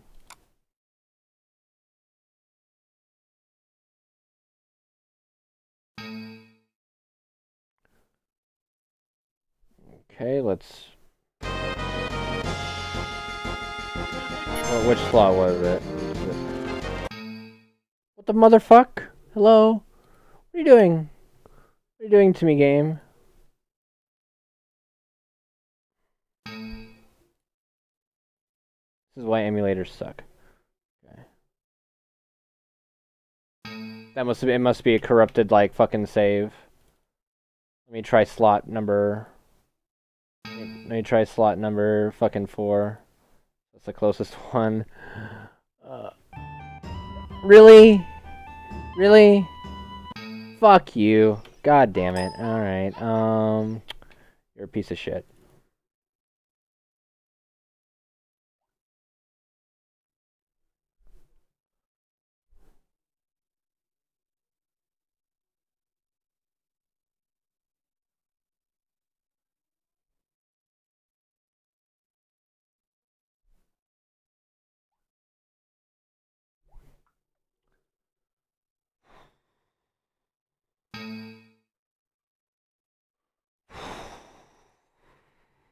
Okay. Alright, well, I'll be going through this part a little bit faster then, just to get caught up.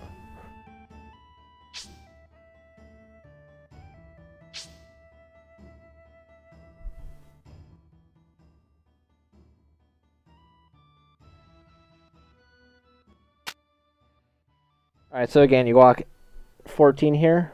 1, 2, 3, 4, 6, 7, 8, 9, 10, 11, 12, 13, 14.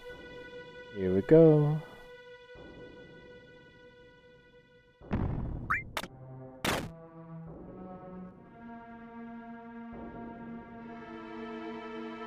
No, I don't have the ability to do any video editing, so this is all going to be included in it, unfortunately. So it's just kind of like a refresher, I guess. The pains of doing a tutorial and stuff. Got to go through it.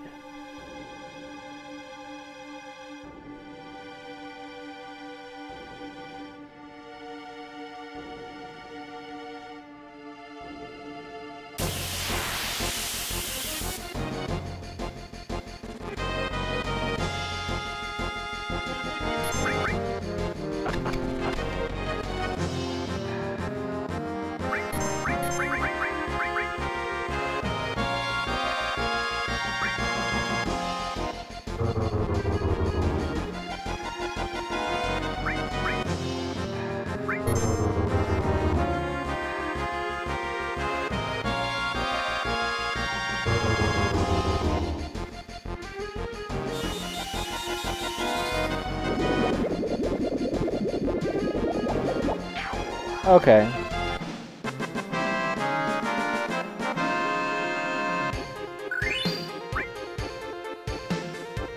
Alright, so back up we go.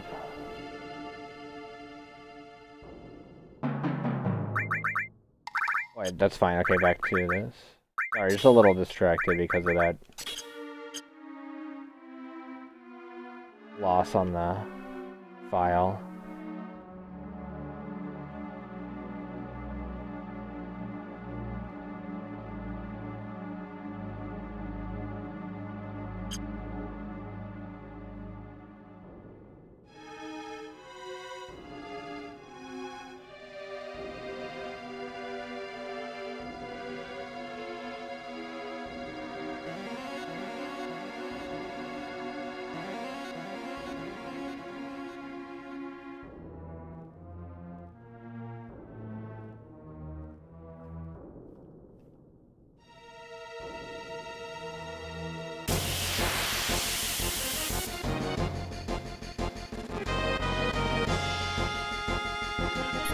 Alright, so we just run from this.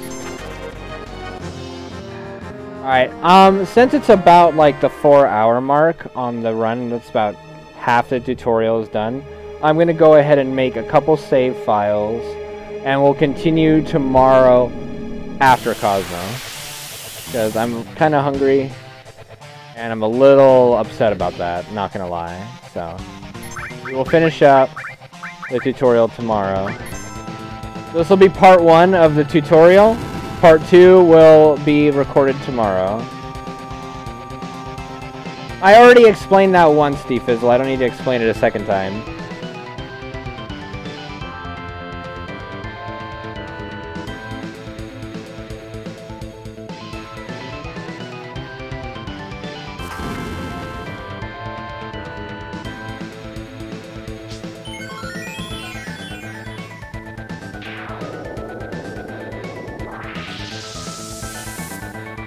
It's 8:15 for me right now.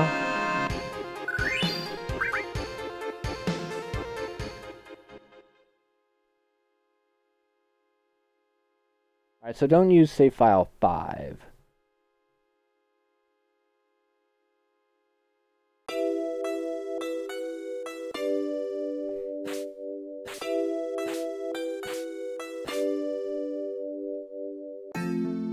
It's okay, Crouching Medium, I know.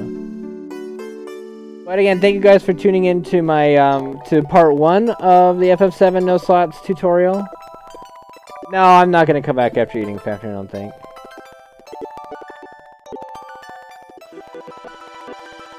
But I will finish up the tutorial tomorrow. This is a good point to stop, though. It's about the halfway point of the game.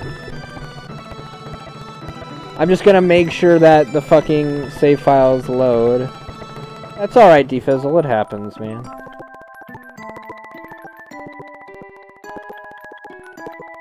I am gonna do multiple saves and make sure that they load first. But I will let you guys. I will send you guys off to raid somewhere.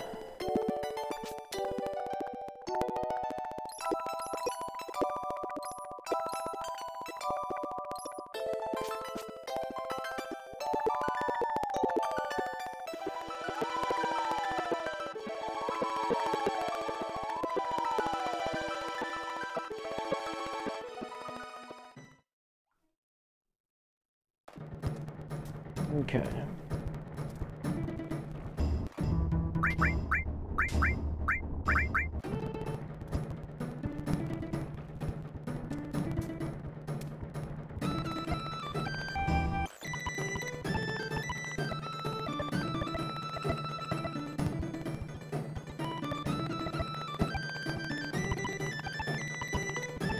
Alright, so now let's try, okay. So I'm gonna just go ahead and get it. Alright, so let's go to save slot 1, save slot 2, save slot 3, save. Alright, that one loads. That one loads. Okay, so they all load, so cool. That's the end of part 1. I'll see you guys for part 2.